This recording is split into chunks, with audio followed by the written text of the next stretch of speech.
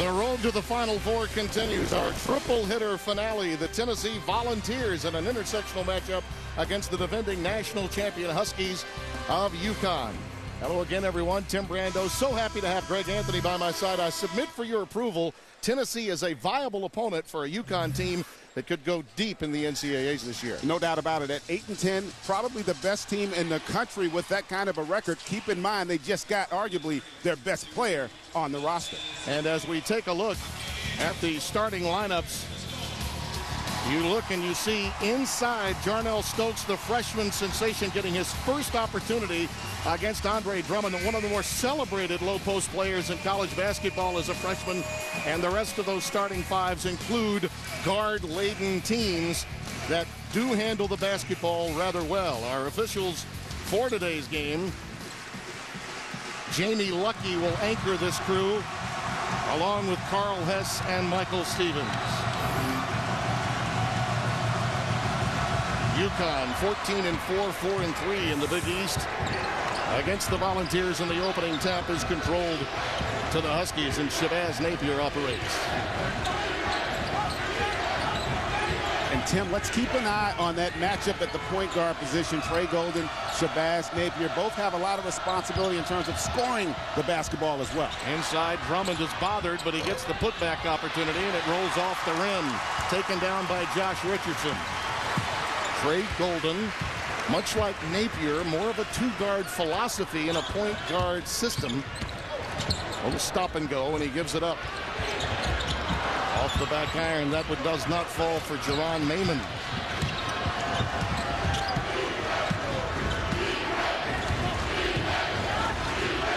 Lamb, who has struggled of late, has that one go off the back iron, and there is Oriaki all over the offensive glass using the window. Signature play from UConn right now. Their ability to crash the offensive backboard. You're going to see that time and time again. Huge concern for Tennessee. Mayman gets the dump down, and he's taking an extra step as he was, I think, trying to decide whether to go with a drop step or a crossover. Jim Calhoun, 69 years young, third among active coaches in all-time wins, and with an elite group of 5 that have ever won 3 national championships. And the block will go back the other way. Gonzo Martin properly adorned today as Alex Oriaki picks up that foul. You talk about a guy that seems to be the right guy at the right time, given what this Volunteers program has gone through. That shirt about Pat Summitt, of course, we will talk about a little bit later on, as you see Tyler Olander, number 10, coming into the game for Connecticut. Oriaki sitting down.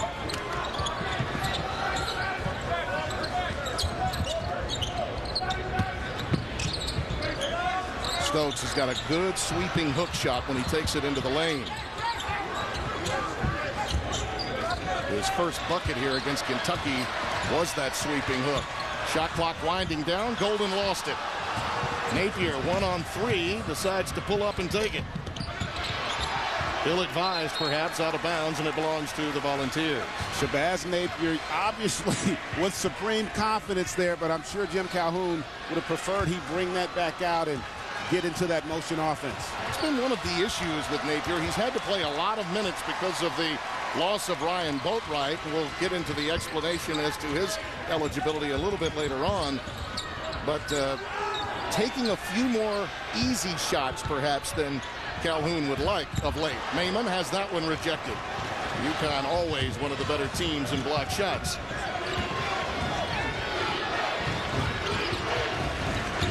Drummond trying to set the high pick. Olander with the dump down. It's a good one off the bounce as he finds Drummond. But Olander, who's an outstanding passer, made a quality bounce pass there. And this is a great opportunity for Olander because Tennessee, not known as a pressure team, they don't go with a lot of guards, so that creates opportunities for him to be on the floor. Richardson with an answer for the first bucket of the Volunteers, almost 3 minutes gone by. A lot of energy in this building. It seats better than 21,000. It shrunk a bit a few years ago when they added some suites. Drummond with the turnaround, not there. Mayman pulls it down. Drummond didn't really establish position on that play. A little bit out of his range to finish. Off the dribble drive, Maiman can't finish, and it's pulled down by Olander. Cameron Tatum checking Niels Defy. A bit of a mismatch here up front. Shabazz Napier with an opportunity maybe to attack and create, but I guess they're going to decide to maybe continue to execute and get the ball inside. Shot clock under 10. He may have to penetrate after all. Well, pretty good job by Maiman, and he forces the jumper. Loose ball, and it's put down by Drummond. And again, that second chance big.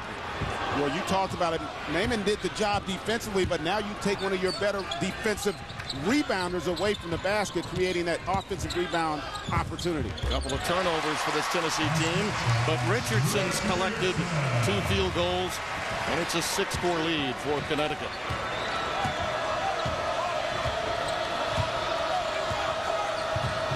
As you watch this UConn team, Tim, we don't see the type of attacking at the basket that we're accustomed to. No Kemba Walker, obviously, from last year's national championship team. They probably a little bit more perimeter-oriented than Jim Calhoun would like.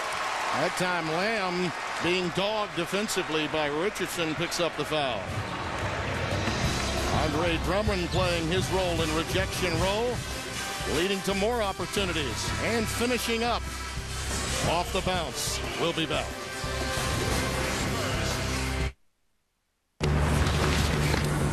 I'm away on a movie shoot, and it hasn't been going exactly as planned. Cut!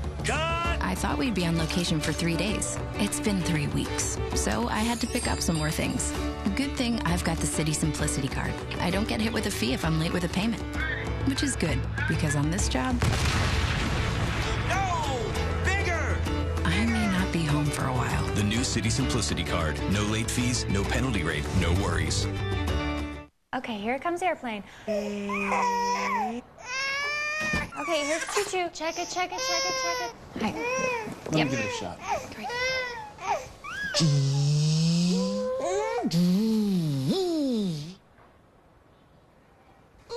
Wonder where you got that idea. Like father, like son. 270 horsepower, plenty of torque. Yeah, it flies. The new Regal GS from Buick. When your cable company keeps you on hold, you get angry. When you get angry, you go blow off steam. When you go blow off steam, accidents happen. When accidents happen, you get an eye patch. When you get an eye patch, people think you're tough. When people think you're tough, people want to see how tough. And when people want to see how tough, you wake up in a roadside ditch. Don't wake up in a roadside ditch. Get rid of cable and upgrade to DirecTV. Call 1-800-DirecTV. Hey, can you hold that, please? All right. Here we go. Keep the change. Just over 9 minutes to go. Hello, Did you? It's the sure sign of a good time. Just right taste of Bud Light. Here we go. Apparently I didn't get the Thong Thursday memo. The Ravens' brutal defense. Brady and the Patriots' explosive offense. They collide for the AFC Championship. Sunday on CBS. Connecticut leads it by 2 in a matchup, Greg Anthony, that features 2 fabulous freshmen already we've seen from Andre Drummond, and there's so much more to come from Jarnell Stokes. A look at your AT&T fast analysis. 2 young men, both really what I call interior attackers, and when you talk about Andre Drummond, this young man just scratching the surface of his potential, really starting to have an understanding of how to dominate defensively, instinctively, not totally where he wants to be offensively, but growing. And Jarnell Stokes really has changed the entire culture of this Tennessee basketball program, really giving them balance on the interior and a nice, quiet, humble leader for the ball.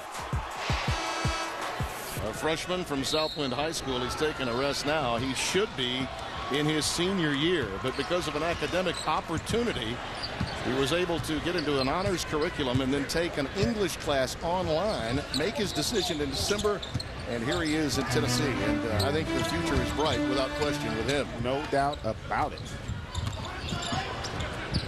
Miller, Dwight Miller in the game, number 25, to replace him, along with Kenny Hall, the junior from Stone Mountain, Georgia. Shot clock again under 10. Tatum, the bank is open late on Saturday in Knoxville. 7-6 and the Volunteers first lead. You called those when you were in Vegas. Well, you should normally call them. Thought so. Lamb, oh, nice move, but he does not finish. Oriaki can't either, and Kenny Hall brings it down. Golden on the move. His instinct is to score rather than distribute. It is, and he's going to look to be aggressive at attacking. But here, Cameron Tatum, great recognition of the shot clock here. Creates enough space. And he thought it was good. It was online. It's okay to bank him in. Yeah, a little adrenaline. That's why they have it up there. McRae just into the game. He can't connect. Niels Gaffey gets it to Napier quickly. Boy, does Lamb just jet down the floor in a hurry to get his first bucket. And great recognition there by Shabazz Napier. That's the type of play, if you're UConn, you need easy baskets, especially when you're able to control that defensive backboard. Skylar McBee, an outstanding three-point shooter, also on the floor. Jordan McRae, strong, attacking the baseline, uses the glass. Good ball movement early from Tennessee. Something that they're really starting to buy into Coach Martin's understanding of how he wants his team to execute offensively.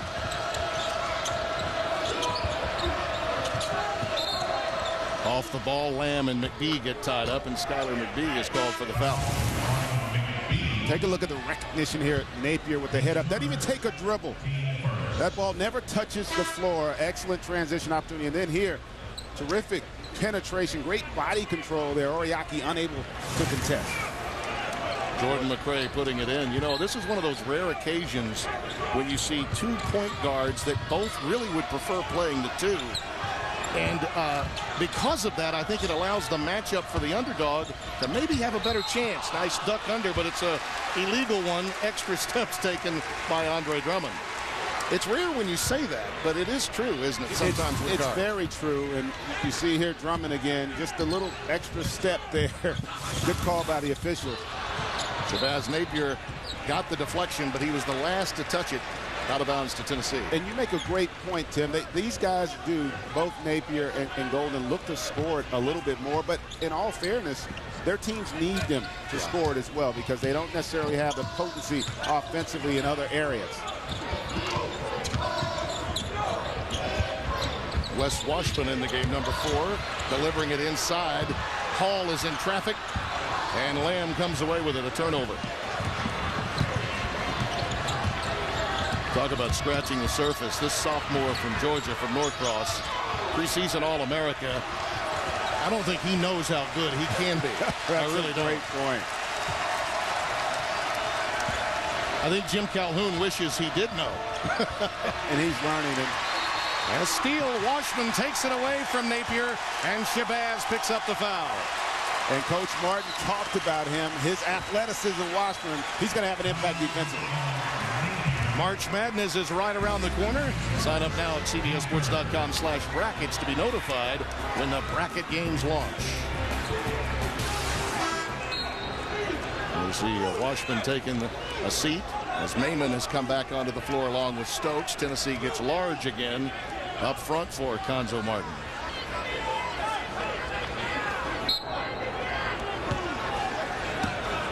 Saw those shirts, the T-shirts that are being worn by the entire staff and team on the bench. I back Pat. I think most people know that Pat Summitt, winningest coach at women's basketball, was diagnosed with early onset dementia.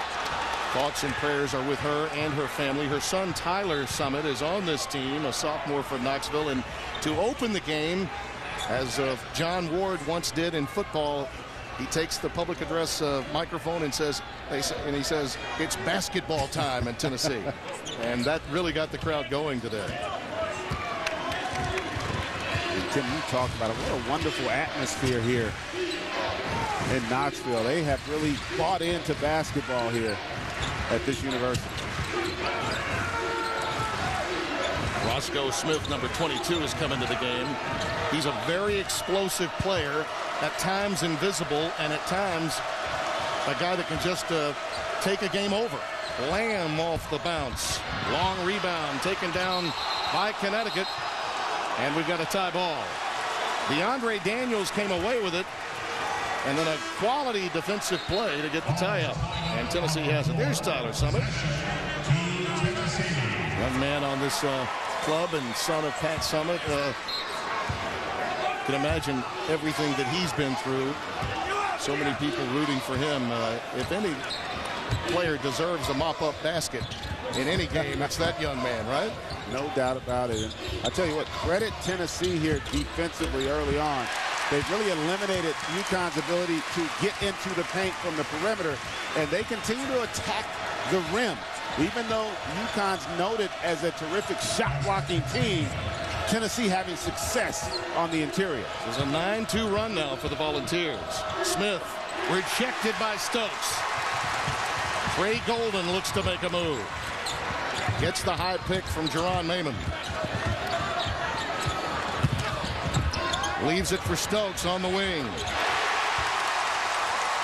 Love the play by Trey Golden there. Runs that pick and roll. He forces the switch, and then he attacks the big, forces more help to create that opportunity for Stokes. As soon as we came into yesterday's practice, the senior Cameron Tatum stopped us and he said, you know what, it's our turn. We've played well enough to win, but haven't of late.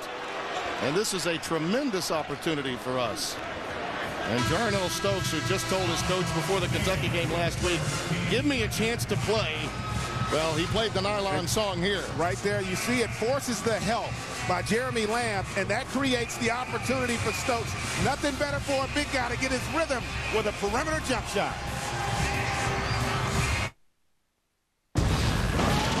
We're going down! Hold on! Lost at sea. Where are we? Surrounded by danger. There's only one man for the job. Who's up for an adventure?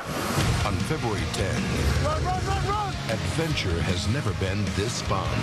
That is the peck pop of love. Boom! Journey to the Mysterious Island. Rated PG in theaters and IMAX 3D February 10th. Here you go, big guy. And? Wow. You've got the job. And? Stock options. Those are nice jeans. And? I can open for.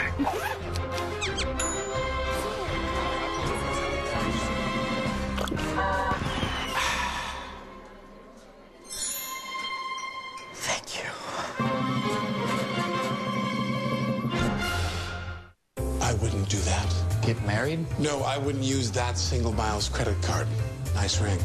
Knock it off. Ignore him. With the Capital One Venture Card, you earn double miles on every purchase. 3D is so real, Larry. I'm right here, Larry. If you're not earning double miles, you're settling for half. Really? A plaid tie? What are we in prep school? Get the Venture Card at CapitalOne.com and earn double miles on every purchase every day. What's in your wallet? I was going to say that. You have dreams, goals for the future.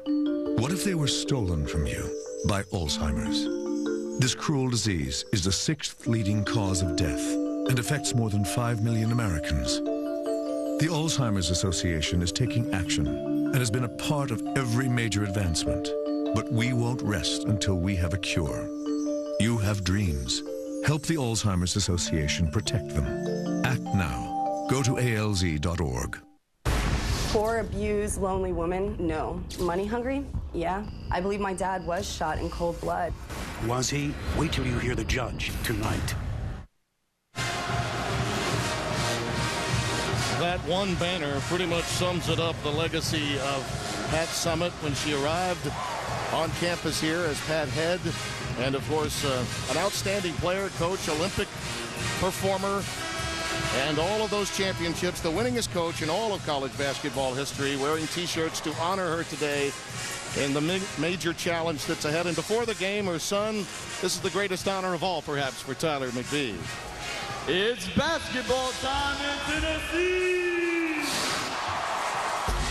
And like all quality walk-ons, he's got a broadcasting future. Absolutely.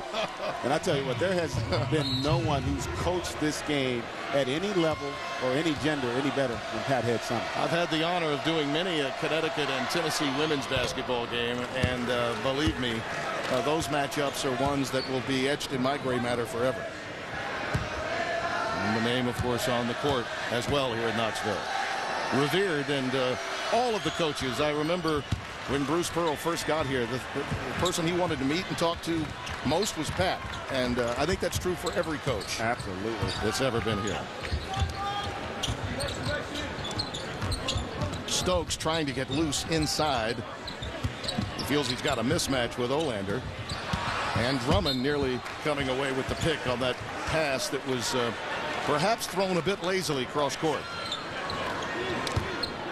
Tennessee, they have 4 turnovers, but for the most part, execution-wise, I like what they're doing because they're forcing UConn to move. They're not allowing those shot blockers to kind of just hone in.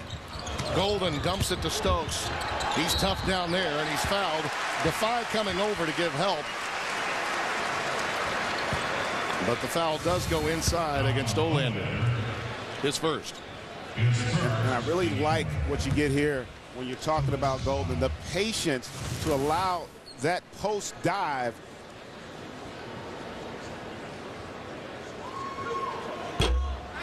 By Stokes.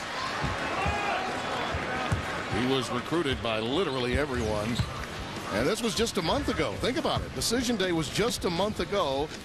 And in his hometown of Memphis, he said, you know what? I'm going to don the Volunteers cap.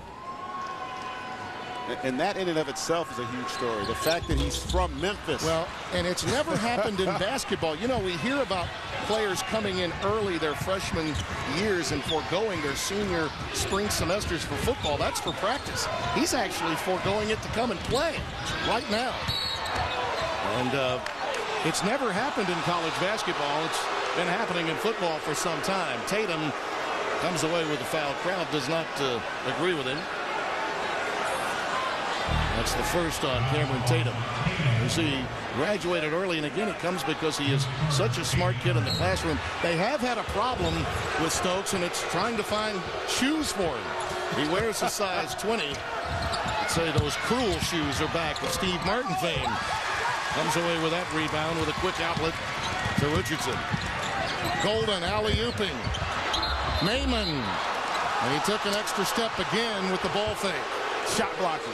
That right there was really a direct result of Oriaki having position, and it really forced Naaman to take that extra step to try to create space. I think Drummond came down gingerly, either on the ankle or perhaps an issue with his groin. Moving gingerly back the other way. We'll see how active he remains in this sequence. Shabazz Napier drains the tray. His first three. We're tied at 13, just past the halfway mark in the opening half. Tim Brando, Greg Anthony, happy to have you with us on CBS Sports. Golden left wide open over Napier. Long rebound to Stokes.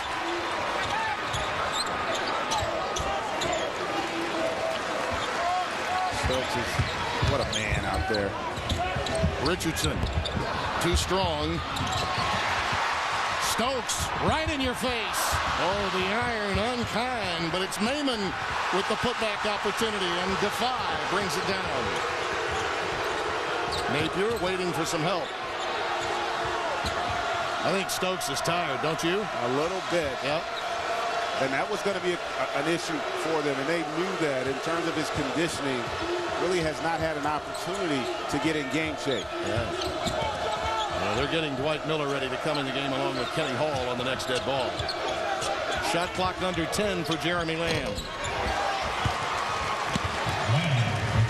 And they're starting to get a little bit of a rhythm. Napier and Lamb knocking down back-to-back threes. But again, Tennessee has done the job of protecting the interior.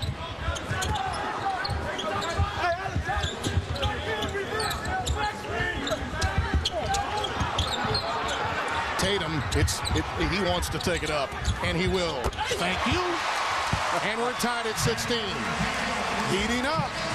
Yeah, I think the senior is ready to make a statement. He's a kid, Conzo Martin told us yesterday. He wants to be a leader, but he's fragile at times because he wants to be better than he is. One of those types of players.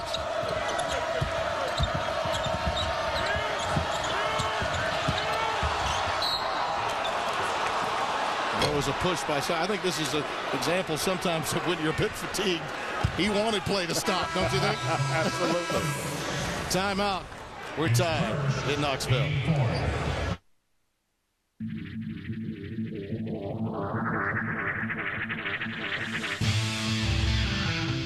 With its track-tested suspension and the tightest turning radius in its class,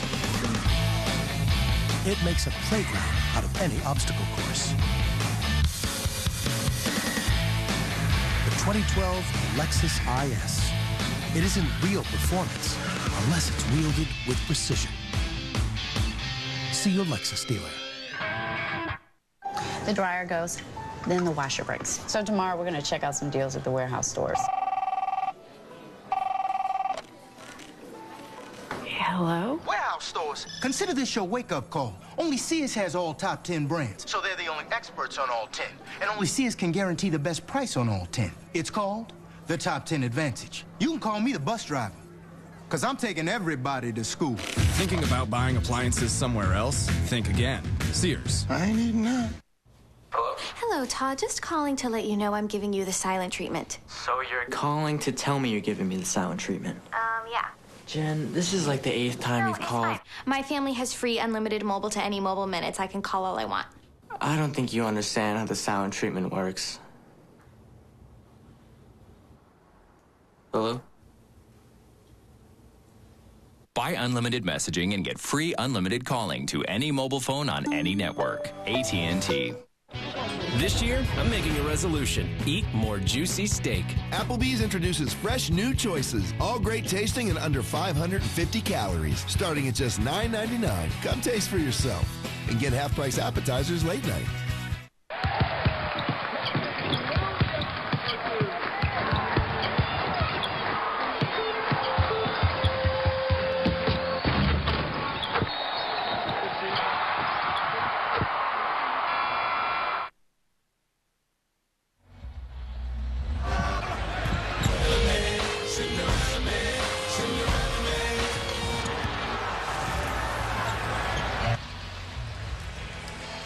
Statistically, the game is a dead heat, and Greg Anthony, as we look out there and watch the way it's developing, I know you're impressed with what the Volunteers are doing defensively to keep UConn from getting into the paint. They've done a really solid job of making this more of a perimeter basketball game. And you talked about Cameron Tatum, the confidence ebbs and flows at times. Well, it's pretty hot right now. 3 of 3, leading the game with 8 points. It is, and with Shabazz Napier alone as the lone ball handler over time, and he's had to play 40 minutes in some games, 37, 38.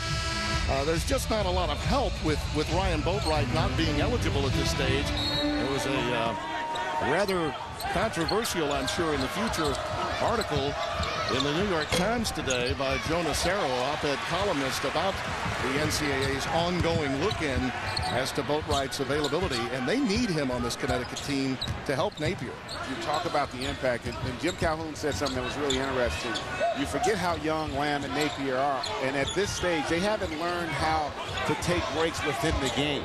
Their play drops off too significantly when they're out there and they're not going full bore.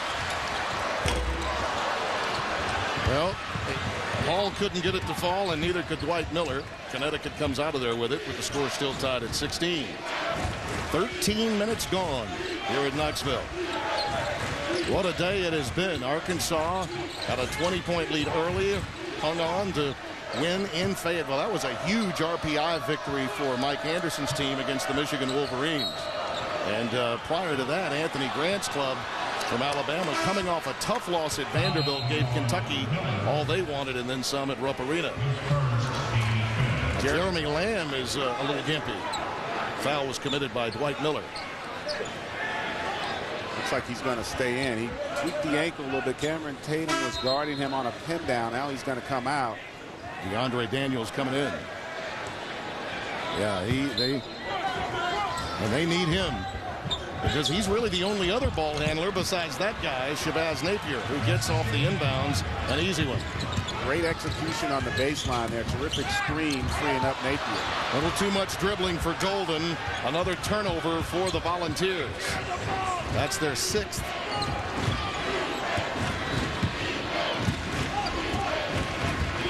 One thing about that one, though, Tim, it did lead to a transition opportunity. So, although you never want to turn it over, if you can somehow set your defense and not give up the easy one.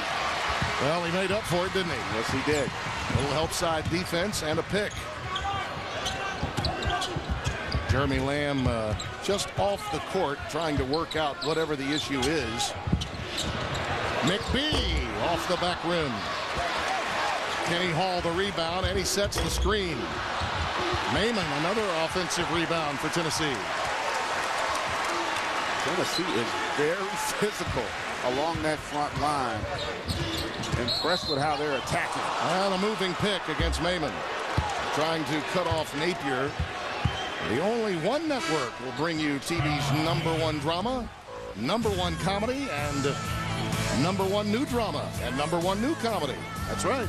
Only CBS. Good news is that Jeremy Lamb has made it back onto the floor. Maimon picking up that foul. His 2nd will sit down. And really, UConn, other than Lamb and Napier, they don't really have a lot of guys that can create their own offense, so execution becomes paramount. Defy can't get it to go down. Jordan McCray brings it up. Stokes, he wants to take it right at Orlander. That's his favorite shot right there. The sweeping hook in the lane. It's a thing of beauty. I love how he uses that backside to create just a little bit of space to finish up over the top.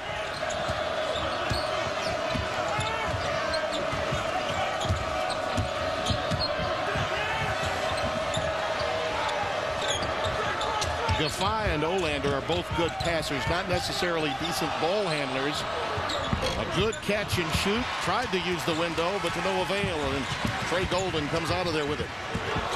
Nice behind the back maneuver.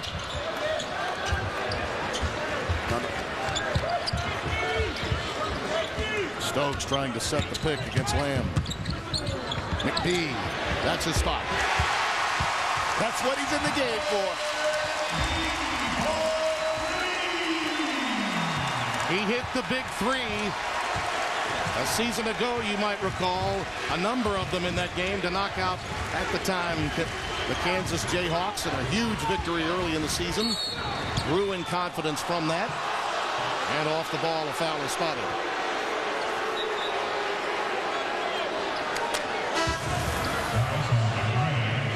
Look at the established position here, and then he's able to go there. You don't see it on this angle, but this next angle, you'll see Olander just back up a little right there. Doesn't allow him to explode and contest.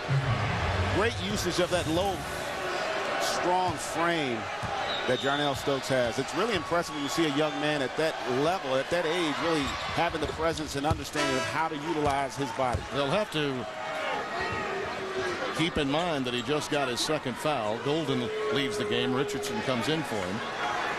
But now both Maimon, Jerron Maimon, and Jarnell Stokes have 2 fouls.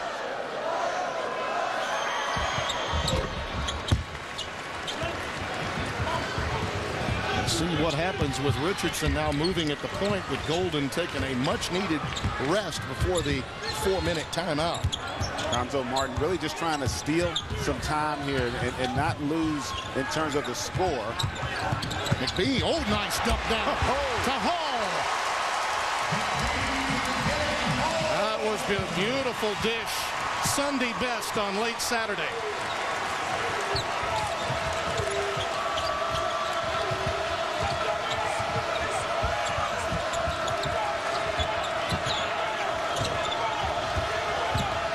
Richardson fighting through picks to stay with Napier. The leaner does not fall, and a foul spotted underneath. Again, a quick arm inside. McCray was in position. Jim Calhoun looks on as the Huskies find themselves in quite a tussle Off the bounce pass, Kenny Hall knows what to do with it.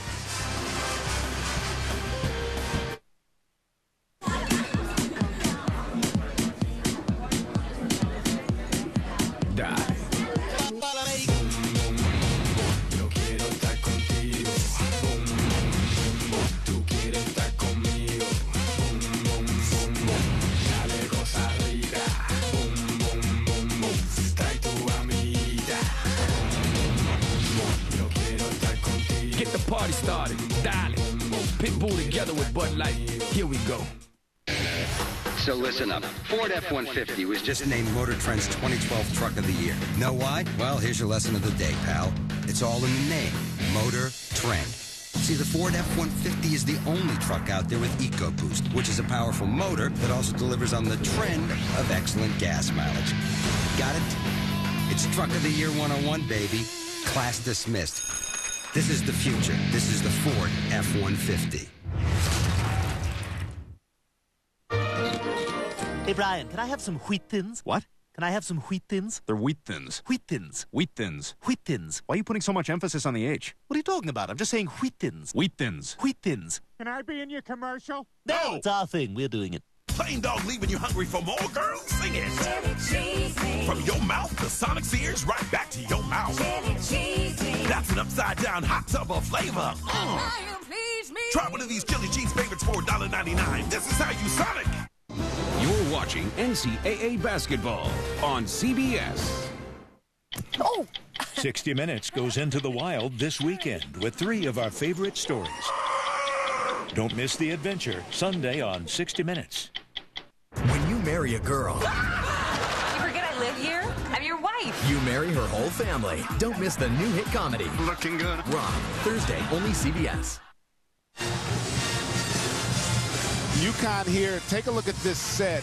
They are lifted. That leaves that entire back line open. Roscoe Smith needs to come and hedge here on this pick and roll. He doesn't. Alex Oriaki does not slide over enough. It creates that angle there for McBee to make that find on a beautiful pocket pass. Great offensive execution. There's Pat Summitt looking on and certainly enjoying what she's seeing along with the 20,000 plus here at Thompson Bowling Arena. Darnell Stokes, so this is a bit of good news that we just received a moment ago. They changed the foul to Jordan McCray, so he picked up the personal that we felt originally and in fact was called against Stokes. So the official scorer has now made note of that, and that is really good news for Conzo Martin. That really is, and the fact that he's really been able to maintain consistency even though he got a little bit winded here in the first half. Richardson still in the game, so some confidence out of that decision to get Golden out of the game, and for the first time having Richardson bring it up out of the television timeout. Richardson stays in the game. This is a team really playing without a point guard. They are, and UConn's allowing them because they are not in a position really to extend their pressure because they lack depth in the backcourt as well. And a steal by Napier. Defy. Count it. We're tied at 23. Just under 3 minutes to play in the opening half. Nice decision again by Napier. Head up, and that's a way you can really get rest. Kick the ball ahead if you're Napier. Allow your teammates to make plays. That fall away not there from McCray, and Oriaki retrieves it.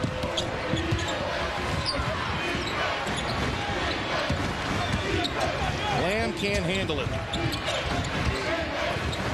He's sometimes shy about it, however. Oriaki backs in. And a nice fadeaway over Kenny Hall. Quick timeout by Conzo Martin with 2:18. I think he wanted to get Golden back into the game as soon as possible. Let's take a look at our Applebee's neighborhood favorites. It was 1994. Mean Gene Katie and Purdue taking on Kansas in the Sweet 16. The big dog, Glenn Robinson, had 44. But it was the 6'5 junior guard who made the difference down the stretch. Conzo Martin tied a school record with 8 threes. He finished with 29, and the Boilers advanced to the Elite Eight with that win over Kansas. They would eventually get knocked out by Duke in the finals. But at that time, that was he joined quite an elite group. Chris Jackson had hit 8 in this building. Chris Lofton has since hit 8. Only once has someone surpassed that number with 10 three-pointers. That was Chris Jackson of LSU. Yeah, Gonzo Martin had a terrific career at Purdue. Scored over 1,600 points, won a couple Big Ten titles. Very accomplished player. How about the fact his entire coaching staff, they've scored over 5,000 points between them. So they know a little bit about putting that basketball in the basket. Listen, if they ever run out of players for practice, Gonzo can go out there, and I think the team knows that. Stokes probably should have thought better about that maneuver in traffic.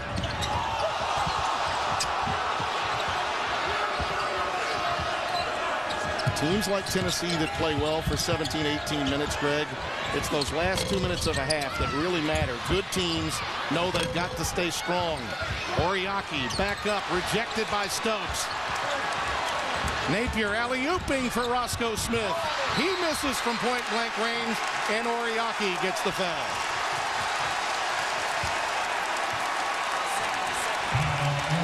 Second foul on Alex Oriaki.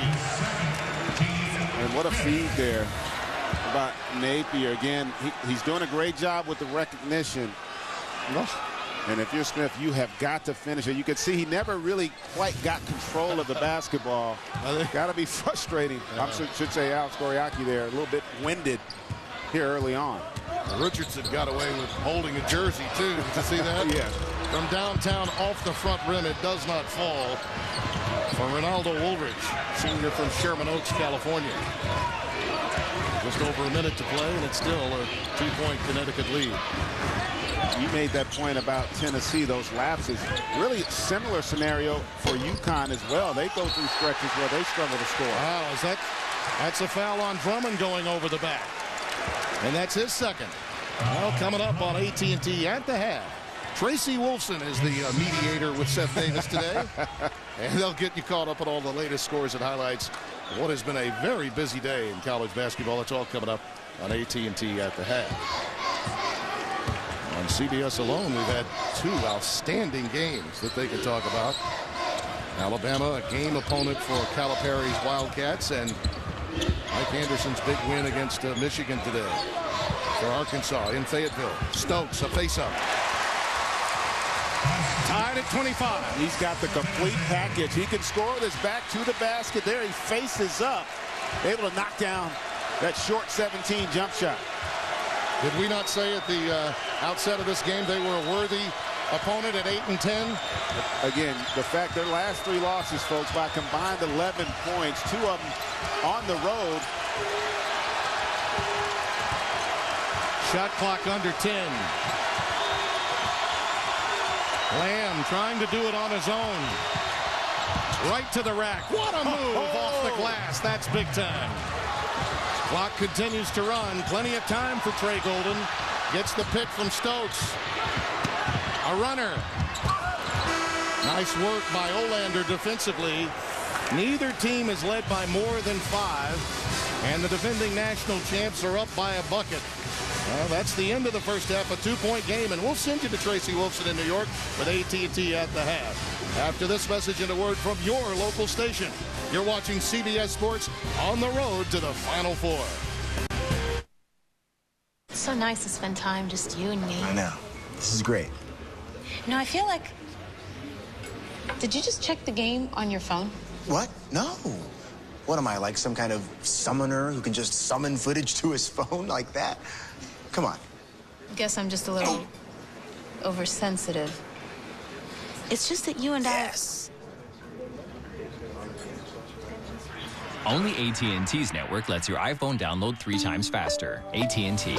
Down by 7. Final play for Detroit. Only thing that would make this any better is overtime. They'll need a miracle to win this football game. Harris slot right, drops back. Hines takes the pass at the 30. With the seam! Wow! Can you believe it? One man to beat! We're headed to overtime! Buffalo Wild Wings. Wings Beer Sports. Field goal for the win! Oh!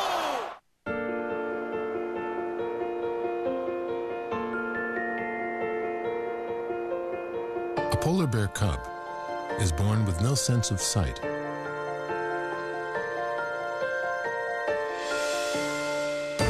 Help ensure they're born with a sense of home. To To donate, look for limited edition Coke cans and caps and join Coca-Cola and World Wildlife Fund in helping to create a safe refuge for the polar bear. Tracy Wolfson in New York coming up on AT&T at the half. Seth and I will tell you about Missouri winning the battle between top 5 teams after this message and a word from your local station. We'll be here if you get off early. Is he working the late shift again? Yep.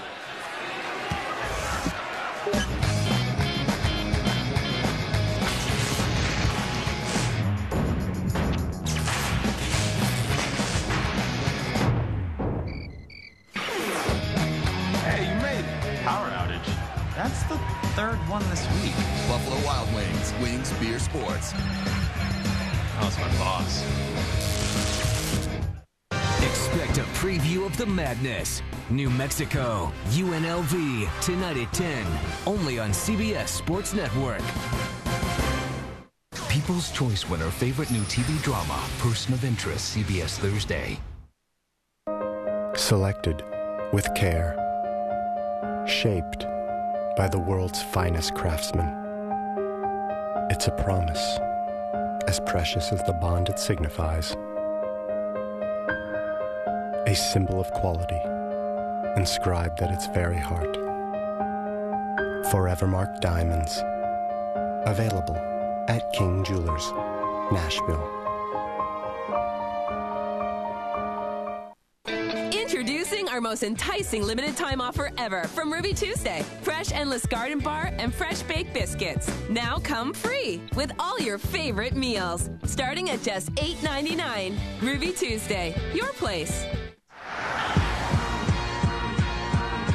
No one just hands you the title, most advanced technology in its class. It needs to be earned. Earned with Smart Beam headlamps. Earned with an 8.4-inch touchscreen. And if you're driving one, you know what it means to earn something. Now lease the 2012 Chrysler 300 for $339 a month for well-qualified lessees. Sometimes the worst storms try to hide from radar. That's why we don't rely on just one radar. We use 5 live radars to see every storm from every angle. And that's the safest you can be in a storm, no matter how you look at it. Safety to the power of 5. CBS Sports presents AT&T at the half. AT&T. Get it faster with 4G. Rethink possible. Hello, everyone, and welcome to AT&T at the half. I'm Tracy Wolfson with the score in Knoxville. UConn leading Tennessee 27-25, and I'm joined now by Seth Davis. And Seth, your thoughts so far in the first half of this one? Well, how about we just say first one to 50 wins? It's been a pretty ugly offensive game, but that plays right into Tennessee's wheelhouse. You see what Jarnell Stokes gives this team physically with his addition to the lineup, but they have to do a better job taking care of the basketball. 10 turnovers, that's giving UConn too many chances. Well, let's get you caught up on the scoreboard, starting with our other game on CBS, Kansas and Texas. And Kansas forward Justin Wesley goes up right here for the two-handed slam. Yeah, Kansas, of course, riding high after that big win over Baylor on Monday night. They came out, led this game by 15 points. You figured they were going to sail, but Texas has done a good job battling back, especially on the backboards. Even though Thomas Robinson is going to score here, he only has 1 rebound in the first half. Kansas now able to push away late in the first half, but Texas is fighting them. 24 seconds left in that one. Top 5 matchup between number 5 Missouri and number 3 Baylor. Mizzou's Kim English passes to Ricardo Ratliff, who banks it in. Well, we figured that we'd learn a lot about Baylor today, Tracy, coming in home after that bad loss, and I think what we learned is maybe they're not as good as we thought. Certainly not as good as I thought. Absolutely no interior defense. Ricardo Ratliff had 27 points. Missouri was plus 20 from the foul line. Baylor turned it over 19 times. Time for soul searching for the Bears. To the ACC, a hot Florida State team, and number 4 Duke. Tyler Thornton makes the jump shot here, 14-12 Blue Devils. And then Miles Plumlee for Duke is going to bank it in. That put Duke up by 4. At that point, Austin Rivers was not in the starting lineup for Duke's last game, but he played well. He's back in the starting lineup, and he converts the follow-up layup here. That put the Blue Devils up by 3, and now they lead by 6 at the half. Late in the game, Indiana State at Creighton, and Creighton cruising 62-45, going for their 18th win of the season. And earlier today on CBS, Michigan going down to Arkansas 66-64.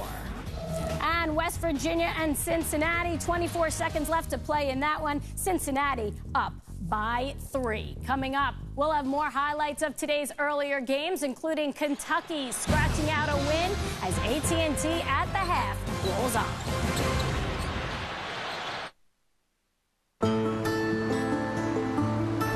If you're looking for a pickup truck, check out the miles per gallon, the length of the powertrain warranty, and the horsepower.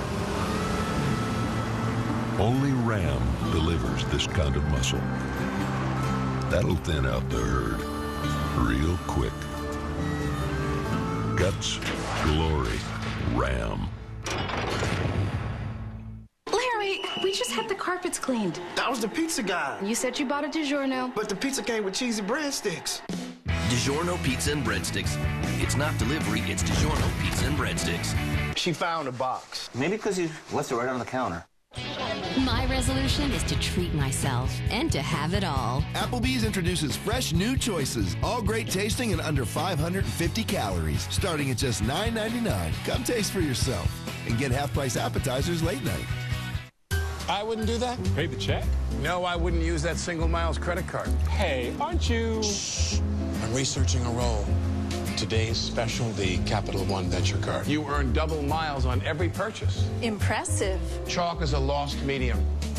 If you're not earning double miles, you're settling for half. Was that really necessary? Get the Venture Card at CapitalOne.com and earn double miles on every purchase every day. What's in your wallet? Cover for me. I have an audition. I will find a way to feed more people.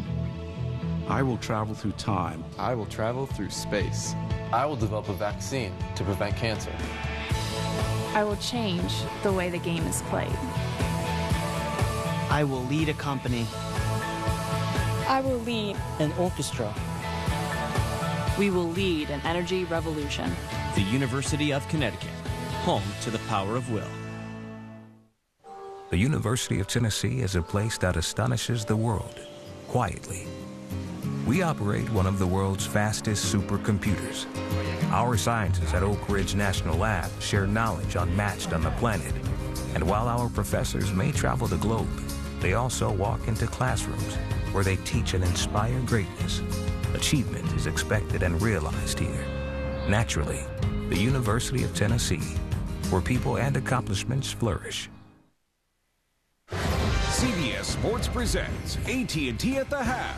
AT&T. Get it faster with 4G. Rethink possible.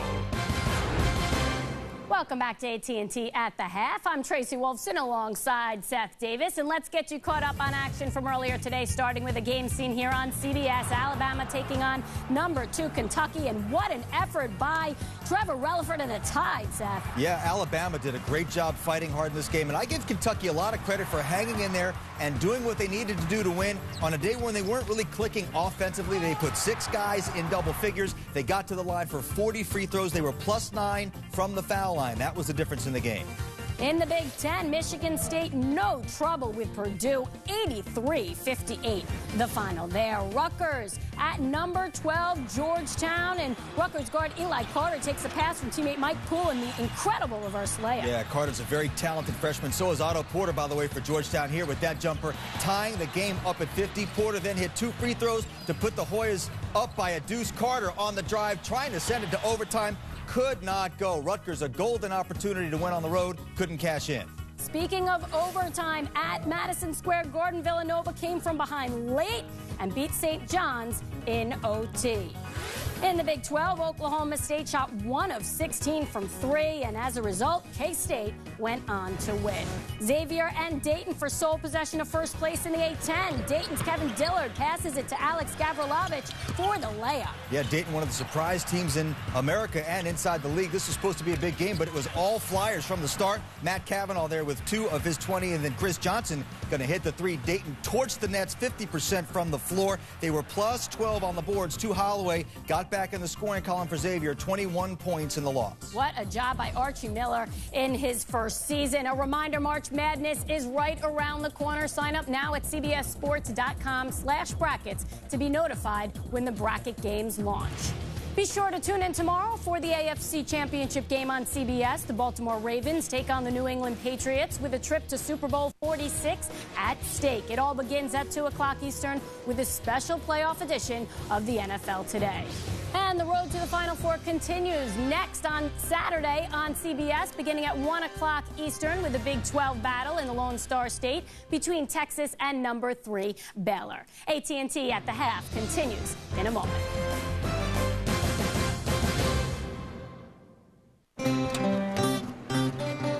At Enterprise, we love going the extra mile. Which is why Enterprise will pick you up when you need to rent a car. Stuck at the repair shop? We'll pick you up. At your house, we'll be there. That's why Enterprise has more rental car locations than anyone else, including more than 230 airport locations all across North America. Always nearby, always standing by. Let us show you what that means.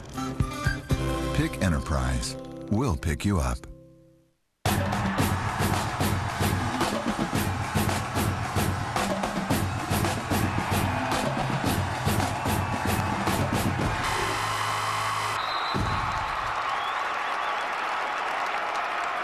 Plain Dog leaving you hungry for more, girls? Sing it. From your mouth to Sonic's ears, right back to your mouth. That's an upside-down hot tub of flavor. Try one of these chili cheese favorites for $1.99. This is how you Sonic. Every kid who picks up a basketball has a dream. That dream is the same for every kid, from every walk of life, in every neighborhood, in every region of the country. Name, race, size, and shape are irrelevant. They're all the same. They're unified by the game and a dream to one day play in the Big East Championship at Madison Square Garden. That's been the dream for nearly 30 years, and it's still the same today. Catch TV's #1 comedy, 2.5 Men, Monday, only CBS. Meet the Mazda crossovers, the 5-passenger Mazda CX-7 and the 7-passenger Mazda CX-9. Style, luxury, safety, plus one feature that trumps them all: how it drives. We build Mazdas. What do you drive? Now, get the 2011 Mazda CX-7 for 0% APR for 60 months plus $750 cash back. Tell her to hold on. I'll be right there.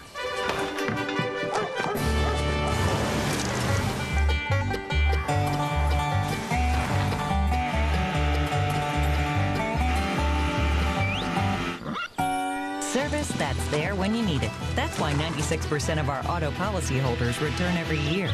I see him. Thanks, Charlie. I can't believe I forgot my casserole. Farm Bureau Insurance. Tennessee turns to us. Breaking news, weather, and traffic. More often, more up to date. News Channel 5 this morning.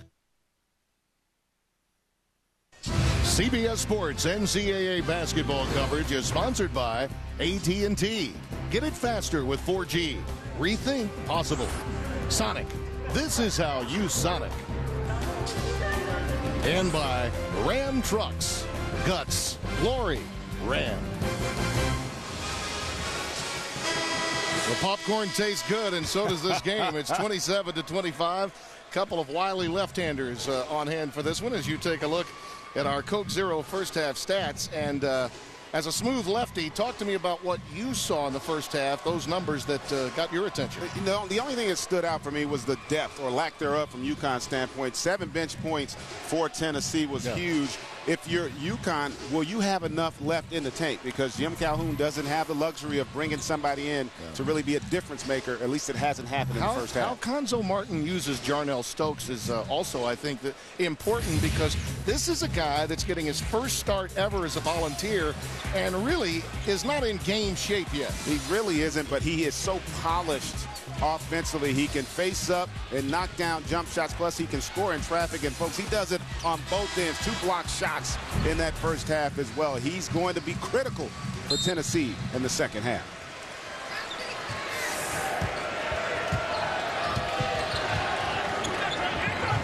Defy opening the second half as he did this game. And again, a reminder, Ryan Boatwright not available, still sitting out as they await the clearinghouse with the NCAA to give the nod.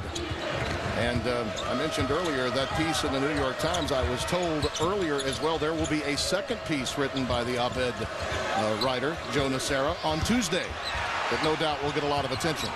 Air ball thrown up by Oriaki, but it's saved by Drummond.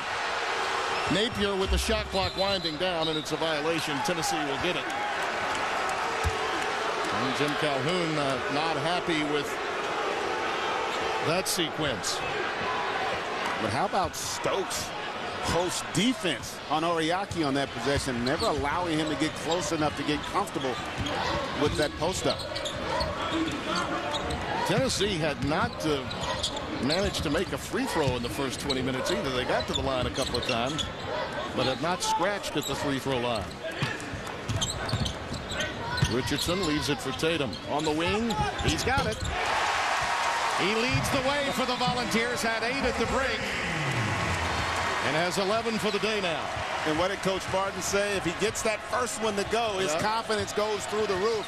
Tennessee's got to feel good right now. Think of 2 of their 3 leading scorers have yet to put a point on the board. I have to tell you, yesterday's shoot-around, I loved his vibe. There's an alley-oop that doesn't work. It came off the rim for Napier. He was looking to get Lamb running the curl. But I loved what I saw in Tatum, and to some extent Golden as well. They know what's at stake. This is an opportunity. The iron unkind that time, and it's pulled down by Drummond. First miss of the day for Cameron Tatum.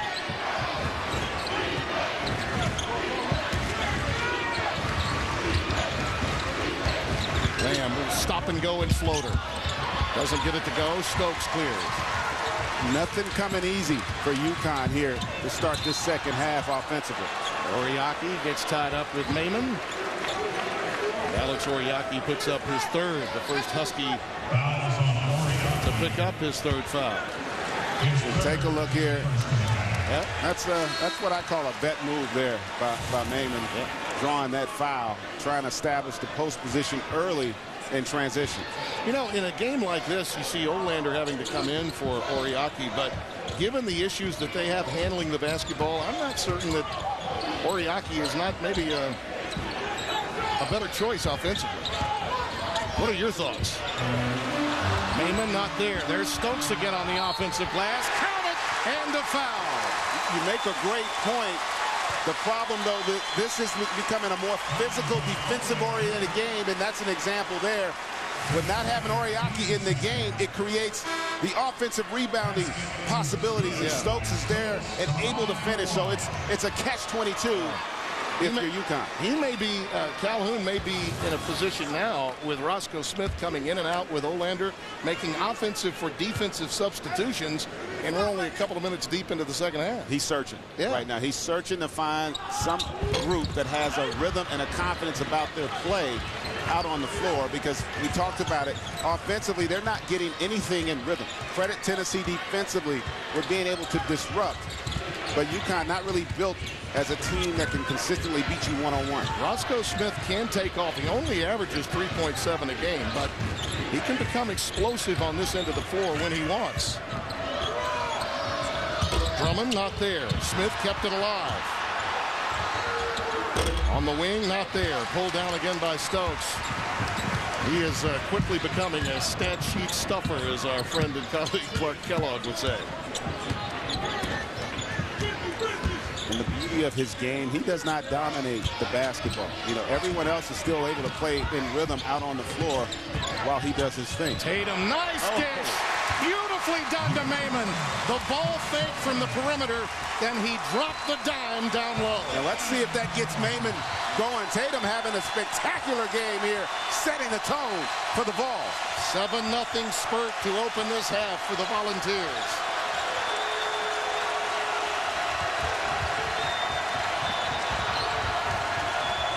Lamb. Drummond trying to keep it alive. Maimon comes out of there with it. End to end.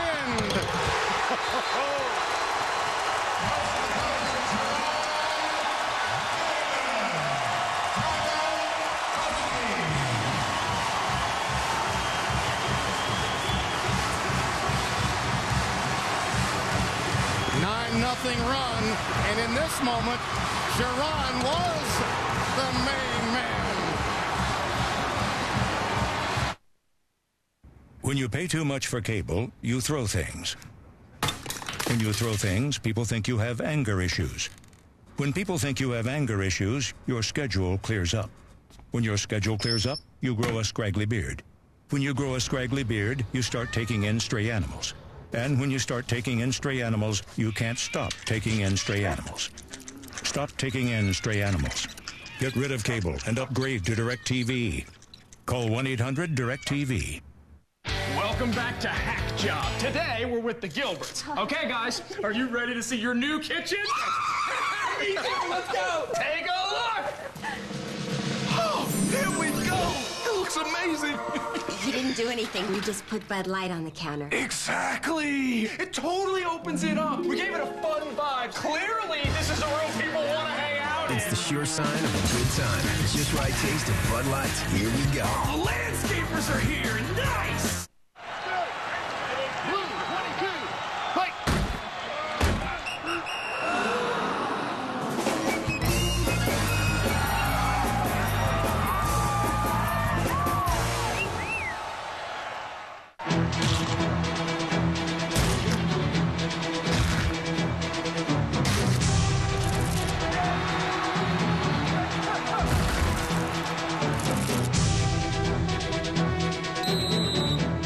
So nice to spend time just you and me. I know. This is great. No, I feel like... Did you just check the game on your phone? What? No. What am I, like some kind of summoner who can just summon footage to his phone like that? Come on. I guess I'm just a little oversensitive. It's just that you and Only AT&T's network lets your iPhone download 3 times faster. AT&T. Support the Pat Summit Foundation with a We Back Pat SEC team shirt. A portion of the proceeds goes to benefit Alzheimer's education, research, awareness, and support. Visit cbssports.com shop. As you look at the SEC standings, conventional wisdom is this is a conference that could get as many as 6 teams in. Now, Tennessee's 1-3 and 8-10, but they've already played at Mississippi State. They played Kentucky. They played Florida, beat them here. And now with Jarnell Stokes on this squad, the tournament selection committee has to take into account how a club changes and evolves over time, don't they? There's no doubt about it, and they're going to have a chance to really continue to impress the committee if they can play high. Even those 3 losses, a combined 11 points, they have been in every game, and they're going to get better as the season progresses. Oriaki, that's a block underneath, and he's playing with 3 fouls, we should point out, in the game now with Drummond sitting down. And the foul spotted underneath. It goes against Cameron Tatum, his second. This was very close. You can see the foot. Tatum's leg, his right foot was on the circle there. So that's an excellent call by the official, but a very dangerous play there by Oriaki. If Tatum doesn't lean in where he was on the floor, I think that's number 4 on Oriaki. And you can see UConn in terms of their conditioning right now. It's just not where it needs to be. And a lot of it's because they're trying to pace themselves. Again, that lack of depth and having other facilitators out there to help Napier and Lamb. Coming off a loss at home in Stores to Cincinnati after beating Notre Dame last Saturday. 14-4 overall, 4-3 in the Big East. Tatum leaves it on the wing for Hall. Again, he got the defender airborne but could not convert. Lamb comes away with a rebound off the deck.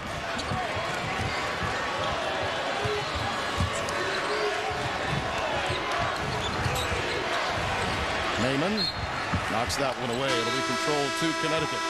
CBS Sports coverage of NCAA men's basketball will continue after this message and a word from your local station.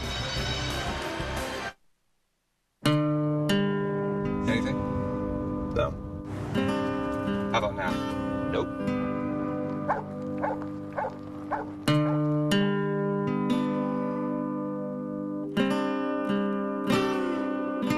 The Chevy Silverado. With best-in-class 4x4 available V8 fuel economy. Finally! From getting there to getting away from there.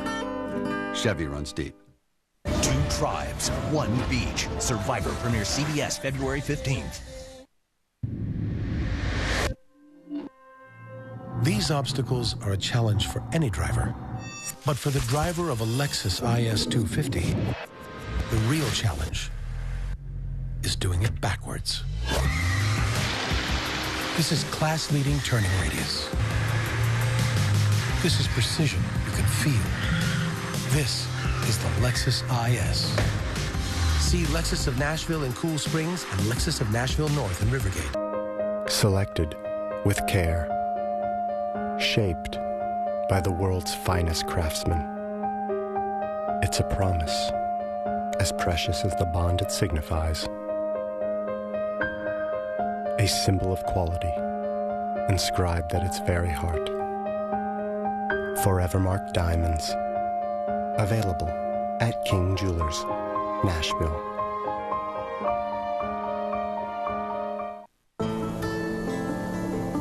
If you're looking for a pickup truck, check out the miles per gallon, the length of the powertrain warranty, and the horsepower. Only Ram delivers this kind of muscle. That'll thin out the herd real quick. Now get $6,200 in total values on 2012 Ram 1500 Bighorn Crew Cabs. Ram. The Power of 5 live radars from the Storm 5 weather team. Let's go!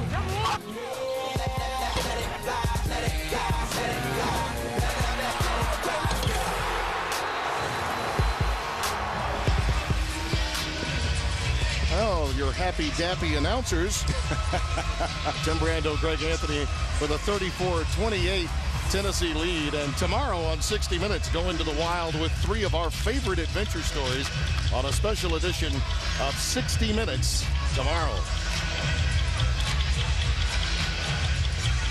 You could call this a sleeping giant, and I think it clearly got an awakening when Bruce Pearl got them to the Elite Eight. Conzo Martin was telling us yesterday when taking this job, he felt that this was the perfect time, a marvelous opportunity for him, given everything that he's been through. You see that shirt about backing Pat Summitt. Well, at 26 years of age, while playing in Italy, he was diagnosed with non-Hodgkin's lymphoma. Thought his, and clearly was, on death's door. And fought through it. His lovely wife, Roberta, and 4-month-old child at the time were there to offer him support. And he looks at all of the opportunities that come his way as gravy. And he passes that on to his team. Very humble, and one word to describe that young man, tough. And I call him young because, heck, he's younger than I am. The Iron Kind dancing all around the rim that time for 2. Napier brings the Huskies to within 4. This game has the feel that Tennessee is just dominating, at times. But yet you look up, it's only a 4-point game. Hall, boy, I don't know how he managed to get that pass to Miller, but he did. The shot clock winds down with Golden. Has his pocket picked by Napier, saved by Miller. He takes it right back up in traffic and comes up empty. That was a disjointed sequence for Tennessee. Lamb, before making the shot, a time called by Jamie Luckey because of the clock. And Lamb and Calhoun can't believe that happened when it did. Tennessee is very fortunate there. They really are. Because that was a 3-pointer Lamb knocks down. In rhythm. In rhythm, in transition, which they have not had a lot of opportunities. But that's the way the officials are taught. If you see the shot clock not reset, you blow the whistle quickly, and that's what happened there. Unfortunate, really, for Jim Calhoun's team. But the proper call. Yes, indeed. Hit it right on the head because the officials, that back official is looking at the clock at that situation. So it's definitely the right call. Just unfortunate, as you said, for UConn. When we're talking about Calhoun, the Hall of Famer, and you look on his staff, and you see all of these head coaches in the past, including George Blaney. Here's the made hoop and the clock reset situation that occurred, and it's obviously not moving. It was at that point that Luckey noticed it, and he had blown the whistle long before the shot took place. But I was talking about George Blaney, a former head coach at Holy Cross. He coached at Seton Hall. And I know you're very high on Kevin Ollie, a man that one day will be a head coach. No doubt about it. Kevin Ollie is just, he has coaching written all over him. His demeanor, his disposition, how he conducts himself, the relationship he develops with his players, and obviously under the tutelage of Jim Calhoun, it's only a matter of time for him to become a head coach. George has always been, I think, the perfect intellectual property outside of a Hall of Famer because the arms are folded. Sort of had that Bill Guthridge approach with Dean Smith back in the day. And when Jim gets a little feisty, he needs someone to calm him down. And that's what George has always done. A little balance there. A little balance in one's life. Sometimes head coaches don't have egos that allow for that. And I applaud Calhoun for doing it. Napier not there. Stokes the rebound. Hey, the Zen Master needed Tex Winter, right? Yes. Stokes left free. That was a 2, and the long rebound to Cameron Tatum. And you notice what's happening here. All the loose balls are being won by Tennessee. And we keep harping on it, but fatigue is definitely going to be an issue for UConn. Maimon went 23 minutes without a bucket, had scored 4 in 2 minutes. And here he is again looking to make something happen. Shot clock under 10. Napier's long arms really dogging Golden. Tatum has to put it up. Just drew iron, and Napier's on the loose. 3-on-2. Solid. Does not convert, but will get to the line. Tomorrow, an all-star lineup rolls into Dodger Stadium for the Monster Energy AMA Supercross and FIM World Championship. Followed at 1 Eastern by an all-access look at the NFL playoff picture. And the 4 teams putting it all on the line for a spot in the Super Bowl on the NFC Championship chase. Cameron Tatum picked up the foul, his 3rd. That last possession in transition is what Shabazz Napier is capable of in terms of his explosiveness and ability to beat people. But, and Jim Calhoun talked about this, they really, he and Jeremy Lamb, they're so young, they haven't really learned how to pace themselves within the game and not allow it to affect how efficient they are. And so that's something as the season progresses, they're going to have to get better at, because we don't know what's going to happen with Boatwright. I think in time, what Napier was hoping was that Boatwright could be out there to help him a bit and allow him to be, for him, what he had been for Kemba Walker a year ago. That's a great point, because remember, oftentimes Kemba Walker would move to the 2 position. Ken Stevens blows the whistle. Foul spotted against Napier. And Calhoun with a look of disbelief. They were concerned as to whether or not an elbow was thrown. It looked like that's why the officials kind of got together there. The consensus was there was not.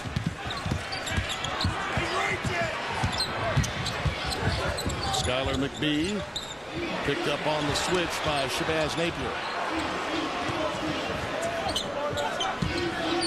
McCray, along with Stokes, McBee, Maimon, and Golden, the 5 on the floor for the Volunteers. McBee off the curl, right where he wants it.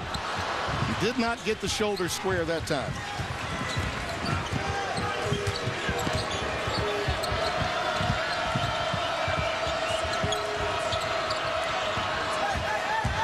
Drummond, right past Stokes.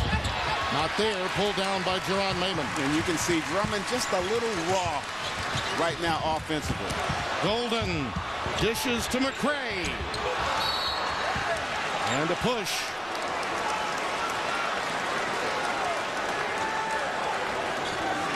Foul goes against Alex Oriaki, and that is his 4th.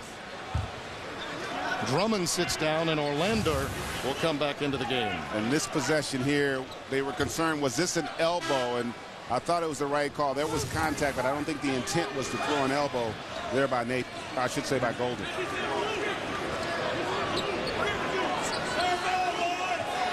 It is Tennessee's basketball. The foul was against Alex Oriaki. And I think that Jim Calhoun is only now finding that out. Yeah, it's definitely on Alex Oriaki, which would be his 4th foul, and I think that's what the debate is about. Maybe they got the wrong 34. I think so. I thought the foul was on Maimon. On Jerron Maimon. And The officials probably got the wrong 34. Now they got to go check the monitor. Well, when they awarded the basketball to Connecticut, I had the same thought. Yes. And I turned to my able statistician, Ethan Cooperson, and he said, no, it's 34 Oriaki that picked up the foul. I thought it was a push on Oriaki right there. I thought that was the push. Now, I didn't actually think it was that much of a foul. No. One way or the other, but if you were going to make the call, you would have assumed that it would have been made on Maiman. But I think that Calhoun and the rest of the staff thought that it was on Tennessee's Jerron Maiman. And they did change it. And we'll take a look right here, folks. You can see that Maiman's here. Here's Maiman. He's going to come in with a little bit of a push there. Yeah. And that's where the call is made. But how about this has been two big possessions here also, though, that have given the game a break, which is big for UConn in terms of giving their starters an opportunity to kind of catch their breath. Alex Oriaki has dodged a fourth foul twice. And he's fouled this time by Hall. Got his leg in his thigh and picks up the foul. And if you're Hall in that situation, you just want to make him shoot up over the top. This is where we call KYP. You got to know your personnel. Alex Oriaki hasn't shown a consistent ability to score with his back to the basket. Don't bail him out. Tennessee's had a lot of empty trips to keep Connecticut in it. They've been hung on 34 for the last 3 minutes. Lamb, a floater. Boy, you run a double team at him, he'll carve it up in a New York second. I love his patience. They're splitting that pick and roll. And once he split it, the weak side unable to get over and contain him. Gray getting the pick from Hall. 8 minutes gone by in the second half. Tennessee had a 9-0 spurt, moved out to a 7-point lead, but Connecticut with the answer, and now Lamb gets the reach in. Tennessee hit their first 4 out of 6 shots and have been 0 for 7 since. And Jeremy Lamb, the super sop from Norcross, knows how to do with a leap and leaner.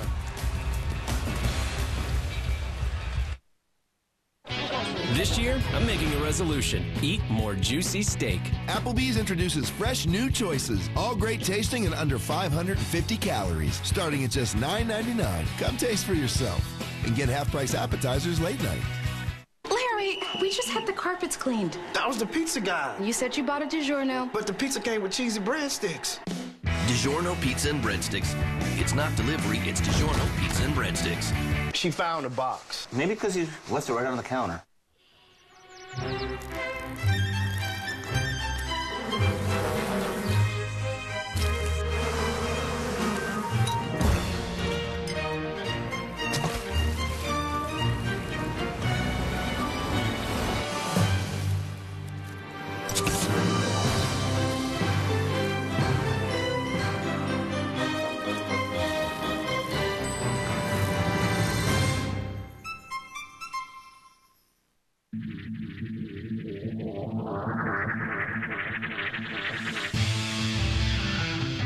With its track-tested suspension and the tightest turning radius in its class,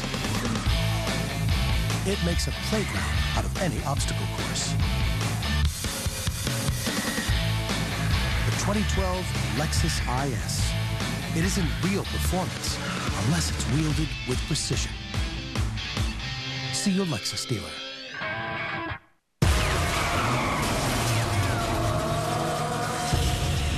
What do you think? There's only so much I can do.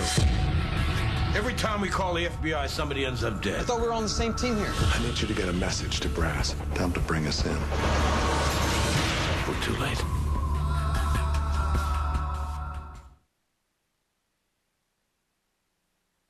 CBS Sports NCAA basketball coverage is sponsored by Applebee's. Resolve to have it all with Applebee's new under 550-calorie menu.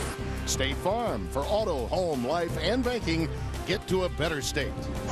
And by Lexus and their pursuit of perfection. It's not smoky, but it's effective with a Frisbee. 34-33 our score. Tim Brando, Greg Anthony, UConn trailing and shooting a paltry percentage, which has enabled Tennessee to have the lead, but they've not taken advantage of many opportunities in the second half, and Tatum missed that one by a long shot. Now tomorrow we got the AFC Championship game on CBS, and I'm going to take a page out of the football book. What UConn is doing is trying to shrink the game. It's analogous with having a great running game. They don't have the depth to be able to get up and down, so they want to slow this game down. They are in effect, Baltimore Ravens of this matchup? Yeah, and I wouldn't call Tennessee necessarily the Patriots. But if you're UConn, you don't have a lot of depth, so you want to stretch these possessions out to the end, shrink this game, and give your two great guards an opportunity to take it over at the end. Another rebound for Stokes. He's been all over the glass this afternoon. 10 rebounds already for him. When you look at the story, 0 for their last 8 after that scintillating start to the half. Haven't heard quite as much from Trey Golden today as one would have anticipated. Ball turns down a shot, drives for the flush, and misses the dunk. Just lay the ball in over the cylinder, right? No need for the dynamics or theatrics, just make the bucket. You're right, but that's the impact that a shot blocker has. Cameron Tatum gets the foul, his 4th. Because when you know you have a shot blocker down there, it just puts a little bit of hesitation in your game.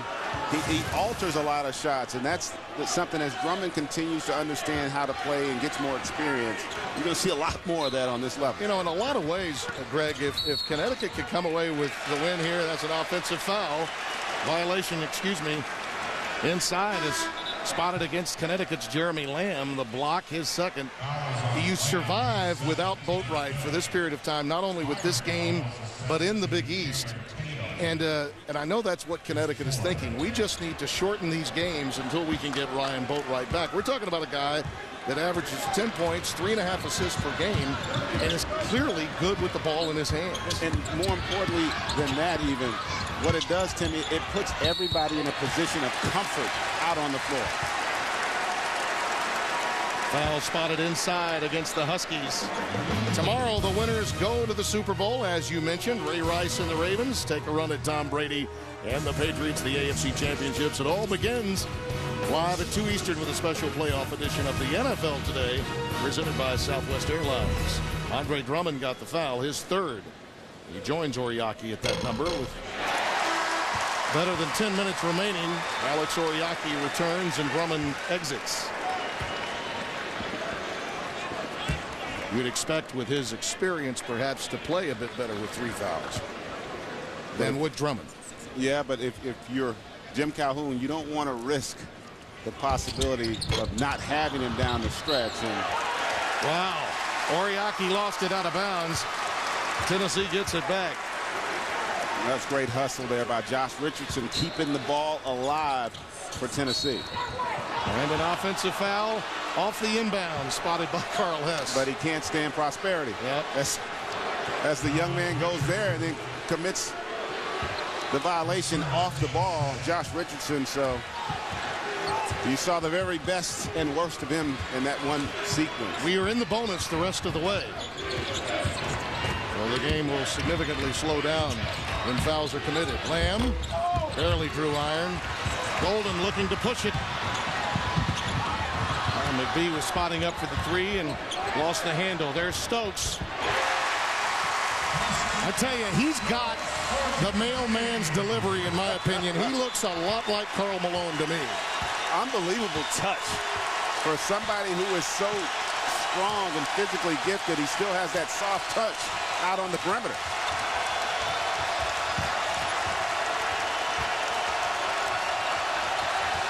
I mean, he's playing the 4 spot, but he looks good enough to be the 3. He does. He really does.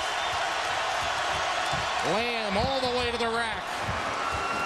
Boy, he is a soft, silent assassin, isn't he? Ooh, the degree of difficulty to be able to shoot that right-handed going away from your right shoulder, impressive, up over the top of the shot block. Took the air right out of the room for these Tennessee partisans.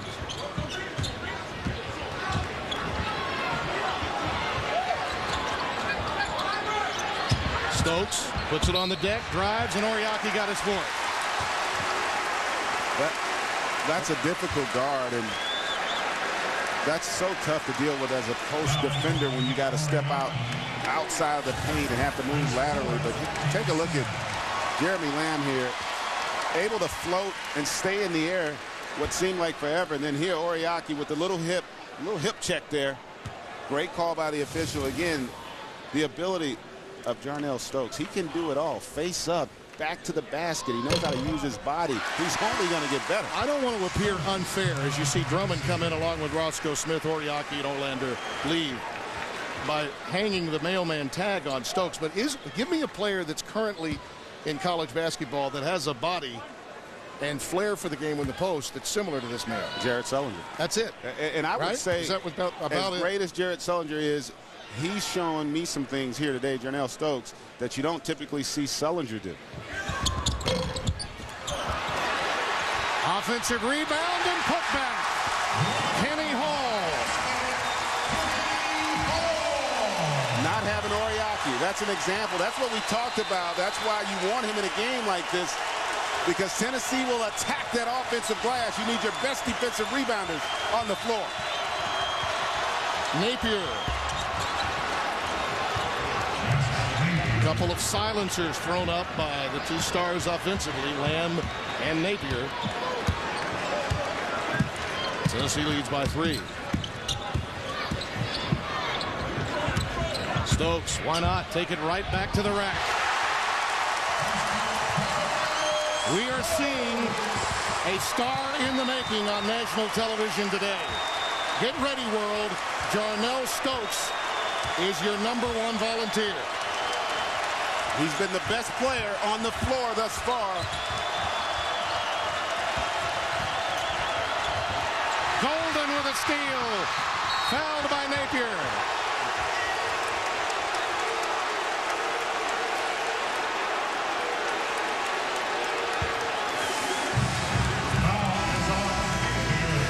He came off the bench in the Kentucky game. He started today. He may finish. Yeah, I'm married. Doesn't matter. You do that for me? Really? Yeah, I'd like that. Who are you talking to? It's Jake from State Farm. Sounds like a really good deal. Jake from State Farm at 3 in the morning? Who is this? It's Jake from State Farm. What are you wearing, Jake from State Farm? Khakis. She sounds hideous. Well, she's a guy, so. Another reason more people stay with State Farm. Get to a better state. If you have gout and think a few attacks a year are all you have to worry about, think again. Fact is, gout can attack silently even between flares. You may not feel it, but gout's root cause, high uric acid, can allow crystals to continuously form and build up in your joints. Over time, this may lead to attacks in other joints, constant pain, and joint destruction. So don't wait. Get more information at goutinfo.com and talk with your doctor about ways to keep your uric acid at a lower, healthy level. At Cheez-It, we expect a lot from our cheese. Hello. Hello. How are you? How are you? Are you mocking me? Are you mocking me? Well, it sounded like you were. Now that you're repeating everything that I said. Okay. Okay. We made some progress yesterday. Click, check, click. We take the time for our cheese to mature before we bake it into every delicious cracker. Because at Cheez-It, real cheese matters.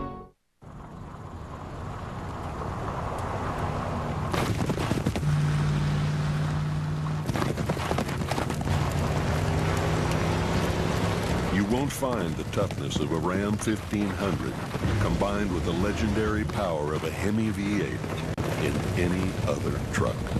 It's a beautiful thing. Guts, glory, Ram.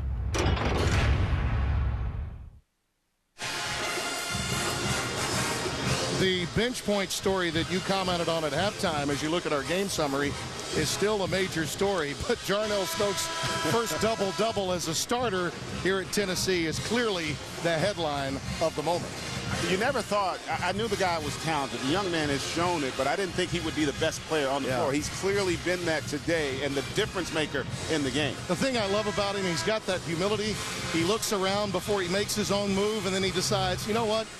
I'm the best option, and he takes it. He sure does. It's impressive to see, and you know, we keep talking about this, though. Tennessee's defense has been lights out in this game. Second half, only 4 field goals for UConn to 5 turnovers.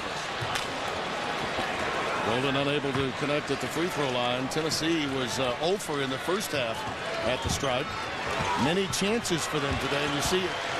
Golden's been scoreless, but in defense of him, he's had to take on Napier, sometimes switch to Lamb. It hasn't been easy for him guarding people. It hasn't, and more importantly, Tennessee, they functioned well enough to win, and as a point guard, that's your responsibility. Yep. It's about getting the W, making sure your team has that opportunity. Napier over Golden. Good block out by Hall. And that was a fatigue shot, because a lot of times when you don't want to utilize or use the energy, you tend to settle for jump shots. McBee is free.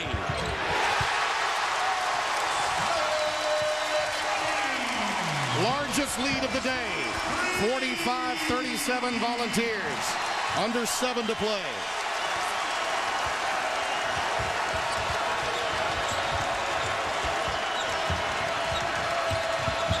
An 11-4 run for the Vols. Lamb takes it. Boy, do they need that. But still, the offense that Jim Calhoun has implemented is not really creating opportunities for UConn. They're not getting anything off their sets. It always ends up in a one-on-one possession.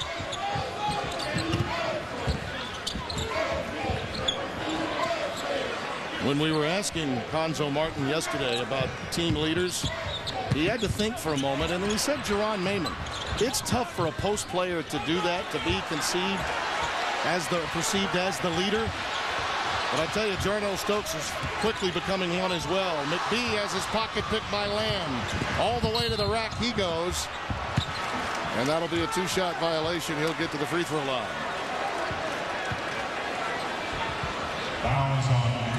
Wednesday, music leads to murder on a new episode of TV's #1 suspense thriller, Criminal Minds, only CBS.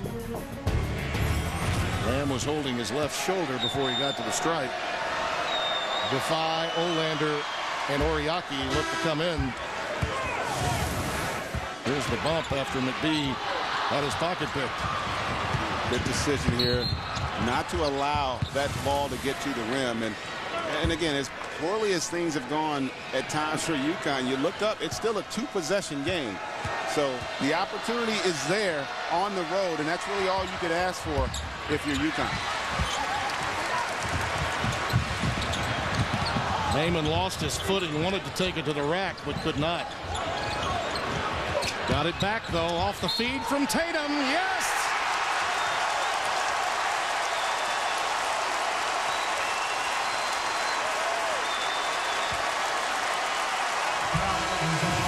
And the worst possible thing that could have happened did to Calhoun. Oriaki has fouled out. Great decision there by Cameron Tatum. He could have taken the jump shot, but he recognized that Oriaki was out of position defensively. He gets it down to Mayman, and he's able to finish and send the big fella to the bench. This sequence coming after Jarnell Stokes went to the bench. It's as if he's lifted his team, that they are playing at a higher level even when he's not out there. I just like the overall presence of mind. You know, again, Tennessee's playing as if they are better than that 8-10 record, which we thought they were. But again, it's your decision-making process over the course of the game that oftentimes determines whether you're going to win or lose. And the decision-making by Tennessee on that last possession was perfect. Admittedly, coming off a clunker that Georgia lost in overtime, but it played well in the other losses. But the Tennessee misses at the free throw line have enabled Connecticut to stay within distance. They're right there, but again, the offense not allowing them. You're seeing a lot of Napier and Lamb trying to go one-on-one. Puts a lot of pressure on those guys to convert. With the clock winding down, Shabazz is fouled. A bailout. Got his man airborne, and that was all that was necessary. Golden gets his second. Napier here again. That's a very smart play. Getting him in the air, and then don't bail him out. You go into the defender. Put the onus on the official to blow the whistle.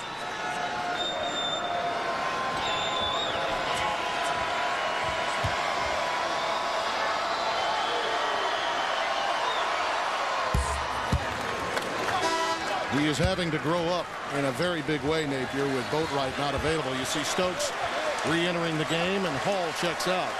But Kenny Hall has quietly been a major factor today. The bench, we talked about it when we started the second half. It's really been the difference in this basketball game. The overall balance Coach Martin has been able to display today, the confidence with which they're playing. It's hard to imagine they've lost 3 games in a row. No, you're right.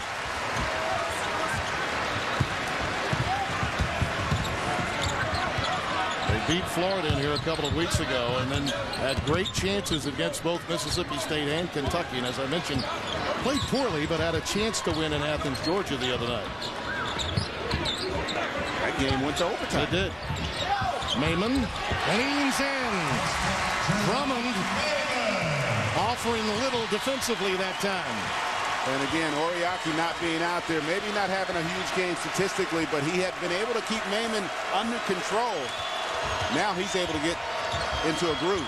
Napier, not there. Drummond goes reversal and gets it to fall. Maimon, by the way, who had no points in the first half, has 8 in the second for Tennessee.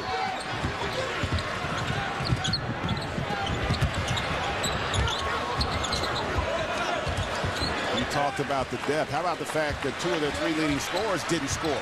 Trey Golden didn't score in the first half. Almost a steal by Napier. Dangerous pass in midair thrown by Golden. Got away with it. Now with the clock winding down, we'll see what he does. Finds Tatum off the curl. Yes, sirree. 52-43. Timeout, Connecticut.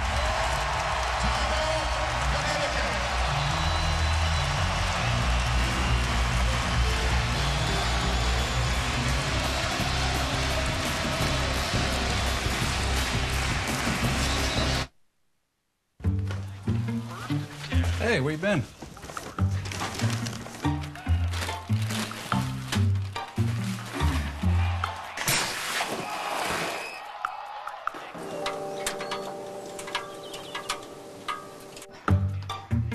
Took my car again, huh? Yes? Yes, I did. 270 horsepower, plenty of torque. Yeah, it's a blast. The new Regal GS from Buick.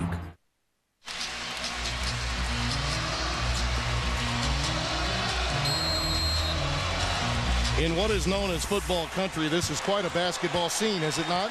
You gotta love this environment. It's electric. They are into it. And the Vols team not disappointed.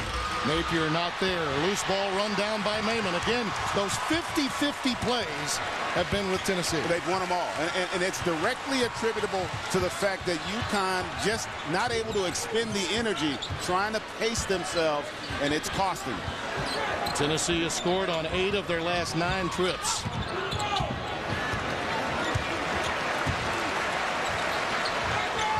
There's a real confidence builder also for Cameron Tatum, the way he's played today. Doing what he wants for his team and becoming the player that perhaps Conzo Martin needs as a senior. It's a 9-point Volunteers cushion against number 11 UConn.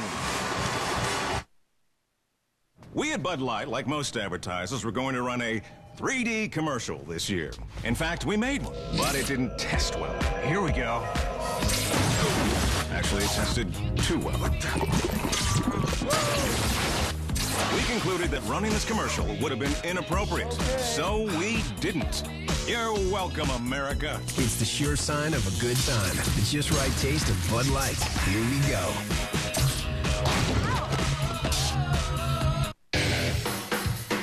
Okay, look. When gas prices jump, you still gotta work. So suddenly you're cutting back on everything from family vacations to cell phone minutes. Well, here's a thought. How about cutting back on gas? Here's how. The Ford F-150. It gets 23 highway miles per gallon. That's the best. so you can get the job done and get a break at the pump. Yeah, how's that sound? This is the future. This is the Ford F-150.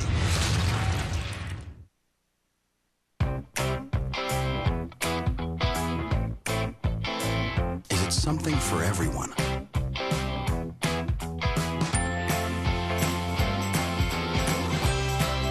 Is it a blast of clean? Is it winning the race against time? It's the countless innovations of LG designed to make life good. So, is it an appliance or something better? We'll be here if you get off early.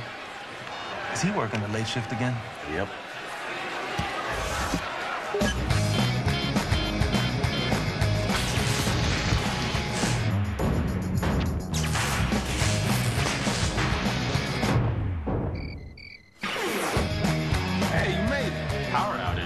That's the third one this week.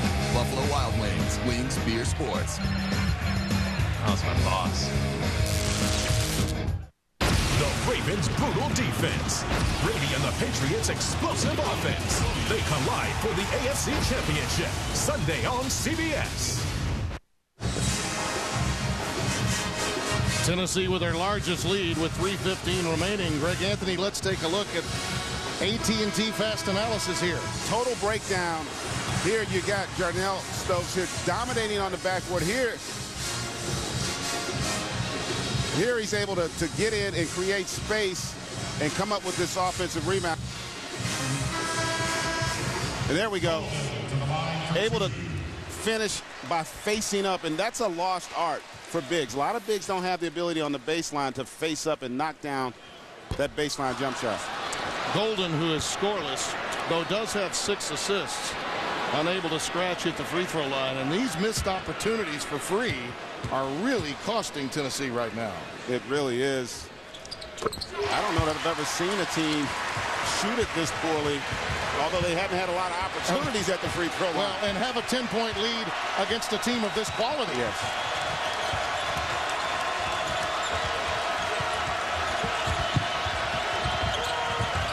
Niels Gaffey gives it back up to Lamb. Richardson checking Jeremy Lamb. No room to operate for UConn offensively. Lamb and Napier have had a hand and a body in their face all game long. Lamb is fouled by Richardson. A lot of things were done properly by Richardson, but I think the aggression finally got the better of him. Yeah, that's you know what, that's inexperience though, because the defense, as you mentioned, excellent the entire possession. At that moment, you've done your job. You forced Jeremy Lamb to have to take a contested shot. You just have to learn to be happy with that and hope that he misses and your team's able to convert on the defensive backboard. Roscoe Smith comes back in, replacing Tyler Olander.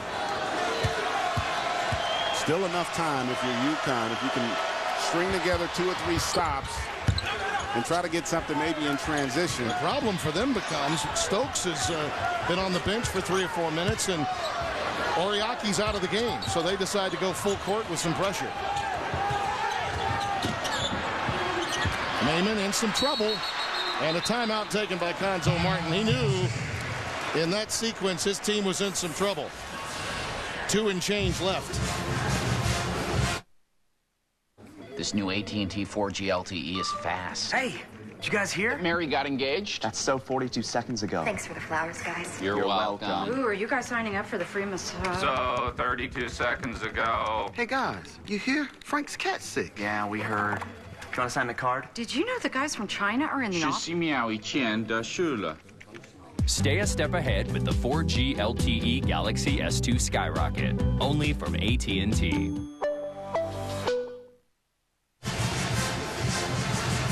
53-45. Let's take a look at a Capital One Cup impact performance. And it's been all about the freshman sensation, Jarnell Stokes. He's done it all, folks. Defensively, here, the ability to knock down those nice little jump shots, then taking the big fella from it off the dribble. 14 points, 11 rebounds in his first career start on the Division I level.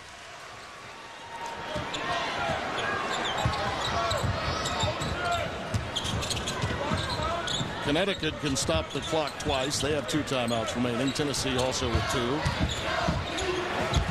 Make that 3. Rebound to Roscoe Smith. But certainly they're not looking to stop the clock. They'd like for it to continue to wind down and play some defense.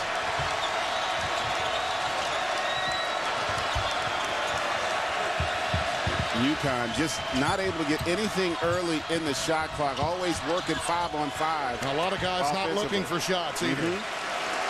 A lot of indecision in the eyes of every player, really, short of this one, Jeremy Lamb. He knows what to do with it. This young man is silky smooth out on the floor. Yeah. 1:47 remaining. Lamb has 20. Plain Dog leaving you hungry for more, girls? Sing it.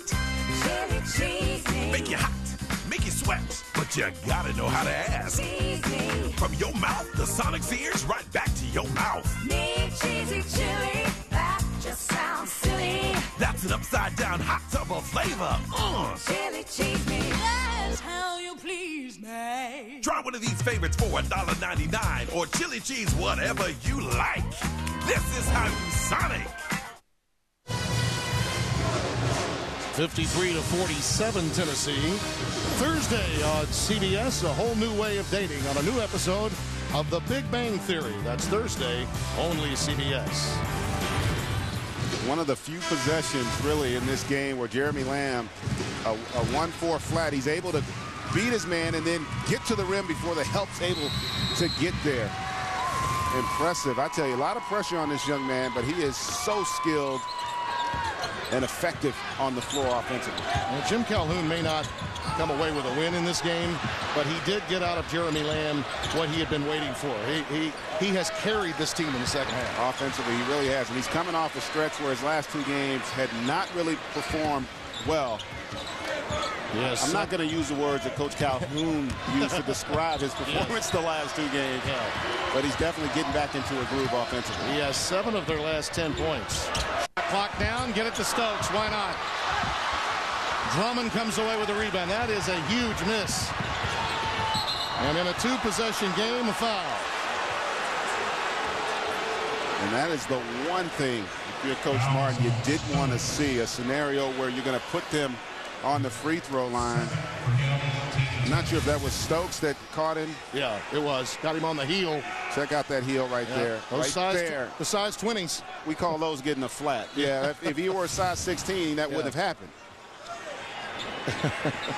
And you can see he's wearing the black sneakers. Well, because that size 20, they didn't quite have that in storage or in stock for Tennessee. Someone calls Shaquille's old endorsement package. Well, you see him all the time in Atlanta now, so give a young guy a break. We have to have Shaq send a young fella a couple pair of sneakers. I don't know. That might be massive. I don't know. That might be an extra benefit. It could be. Yeah, I think it would be an extra benefit. 1:08 left. And speaking of the heel, Napier is only a couple of weeks away from fighting a right foot sprain and coming back from that. So he just is getting healthy, and the last place he wants to be hurt is on his foot. Yes. I tell you what, though, they're getting better, he and Lamb, at understanding how to play and pace themselves. Because, again, we don't know when Boatwright's coming back. And they're doing a much better job of that. Factor in Oriaki not really playing at a level they thought he would coming back after winning the national championship. Then him fouling out, not being out there defensively for him. For the benefit of those that don't necessarily know, much of the concern the NCAA has is with a flight that was taken by the young man while he was playing AAU basketball. So regardless of where he had played, the school would have been having to sit him right now because of what happened at the AAU level, not the NCAA level. We'll come back with more on that in just a moment. Whether over a cup of Maxwell House or a can of paint, you turned millions of votes and hundreds of volunteer hours into a real difference for over 100,000 people. What's next? Tell us on Facebook. My resolution notion is to treat myself and to have it all. Applebee's introduces fresh new choices, all great tasting and under 550 calories, starting at just $9.99. Come taste for yourself and get half-price appetizers late night. So we put the finishing touches on the Boatwright story. He's not available. Neither is Oriaki, having fouled out. As you look at the game reset, what do you anticipate Calhoun's strategy to be? You have two philosophies. You can extend the game with the fouls, but because it's a two-possession game, you could also rely on your defense. I would assume because of the lack of depth and the fatigue factor, they may just go for the quick steal and the foul. Golden handles the pressure until finally Gaffai gets it, and it went right into Stokes' hands, and they were forced to foul. And, Tim, what's been the theme? Loose balls, 50-50 balls. Again, another possession, another opportunity there where UConn, Gaffai comes up, but they with the deflection, but they cannot corral the basketball. Tough break for UConn. It was almost as if the basketball had eyes to find Stokes. Now, at the free throw line, it has been a struggle. 2 for 7. Gets that one to go. And he's going to be a good free throw shooter because he's a good shooter. But again, this is where the fatigue and lack of game conditioning plays a factor at the free throw line. I don't know that there'll be few things that he'll be good at in time. Yeah. He will be good at everything. A standing ovation for Jarnell Stokes. Just under 1 minute remaining.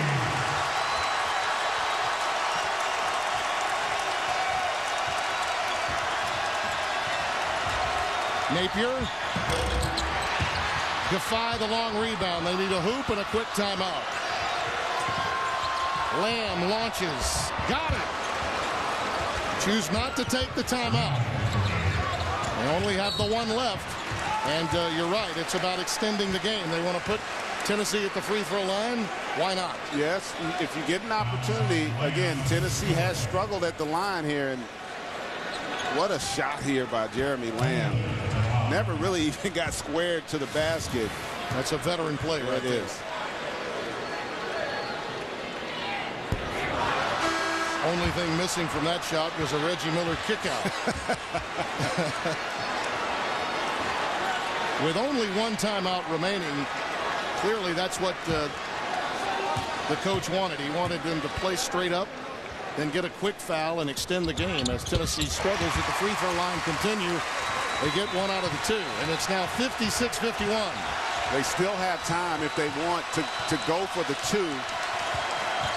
They have that timeout, so they'll be able to stop it and set. Those are your only two options. Napier got it. Of course, you can take the three. If it presents itself. Offensively, it's basically 2-on-5. Shabazz with some flair takes it from Lamb and plays the nylon tune. LG Cinema 3D glasses are sensibly priced. For more fun, with more friends. Experience the next generation 3D TV. LG Cinema 3D. More people, more fun. Conventional 3D glasses need recharging regularly. Still missing the 3D action? Introducing the next generation 3D TV LG Cinema 3D. Battery-free, hassle-free. It's your social network, all mixed together. With Galaxy Nexus by Samsung, now you can organize your contacts into circles, like you do in real life.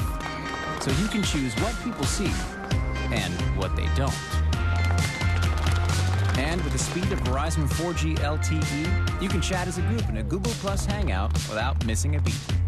Introducing the first phone built for Android 4.0, only at Verizon. Again, a look at our game reset.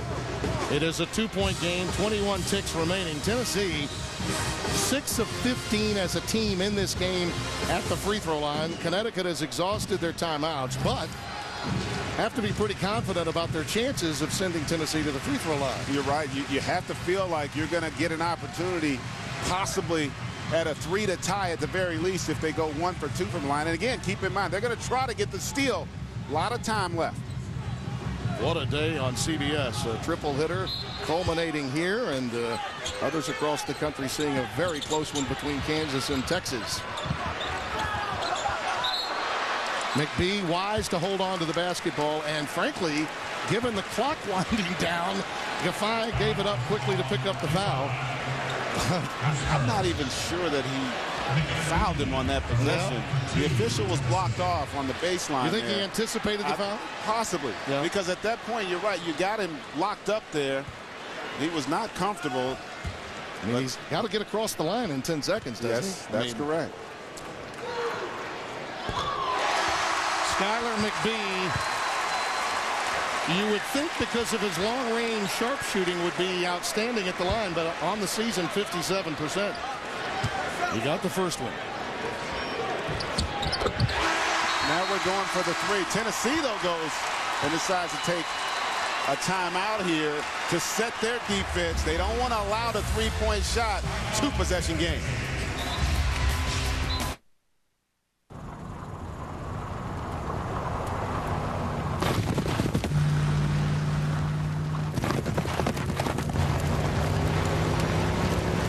You won't find the toughness of a Ram 1500 combined with the legendary power of a Hemi V8 in any other truck. It's a beautiful thing. Guts, glory, Ram. Hello, Todd. Just calling to let you know I'm giving you the silent treatment. So you're calling to tell me you're giving me the silent treatment? Yeah. Jen, this is like the 8th time you've called. Fine. My family has free unlimited mobile to any mobile minutes. I can call all I want. I don't think you understand how the silent treatment works. Hello?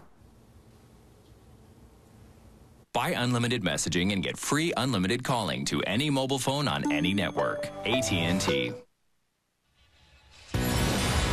Here's what we have tonight on CBS. NCI Los Angeles, followed by back-to-back editions of 48 Hours Mystery tonight. Only CBS. Look at our game reset. Tennessee does have a timeout, and they may utilize it, you think, right? They may, because you want to set your defense. You want to force UConn to have to use clock here, not allow them to let the ball roll up the floor or advance it with the pass. Because right now, the clock is your friend if you're Tennessee, and it's still a 2-possession game.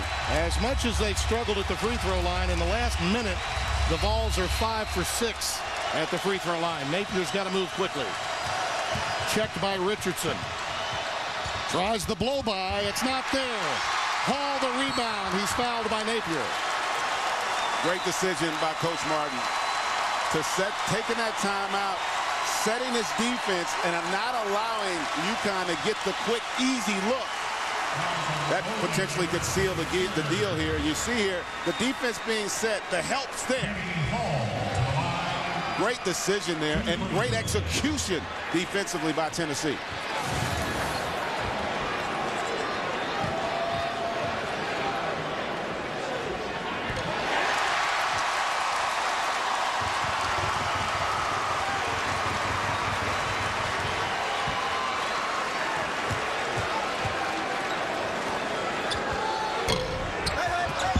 Bench points, 15-0 in this game. Still a 2-possession game for Napier. He rattles it home. 3.8 left. And the quick foul given up by Niels Gaffey against Cameron Tatum. Still 2.7 left. Gnashing of teeth continues in Knoxville. Well, it's interesting. Nothing's really been easy for this Vols basketball team here down the stretch. They've had so many situations and opportunities to win close games down the stretch. Let's see how they finish this one.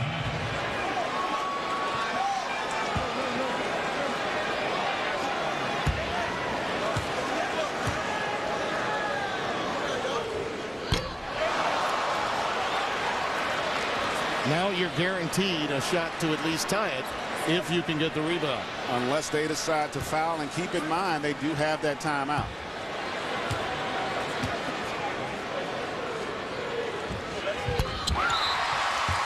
He did take it. 2.7 left. They'll set it up, and we'll finish it up in a moment. What defines a champion? Courage, character, drive, teamwork, dedication. These are the virtues of heroes. And as we hope for the best in them, hope is reborn in us. The SEC is proud to honor and support the athletes of Special Olympics. Be inspired. Be a fan. There is the game reset. Do you have a baseball pass length of the floor for a spot-up three in your arsenal at Connecticut? You should have an opportunity if they can advance it to make 2 passes. 2.7 seconds is a lot of time. The key is, can you get this ball inbounded near the half-court line or at least get Napier on the run? Napier in position to get it, and he does at midcourt. Tennessee wins 60-57. A signature win for Cuonzo Martin in his first year. Tonight on CBS, it's NCSI Los Angeles. Then back-to-back episodes of 48 Hours Mystery for Greg Anthony, Tim Brando. Let's get to Tracy Wolfson. Thanks, guys. We're going to take you out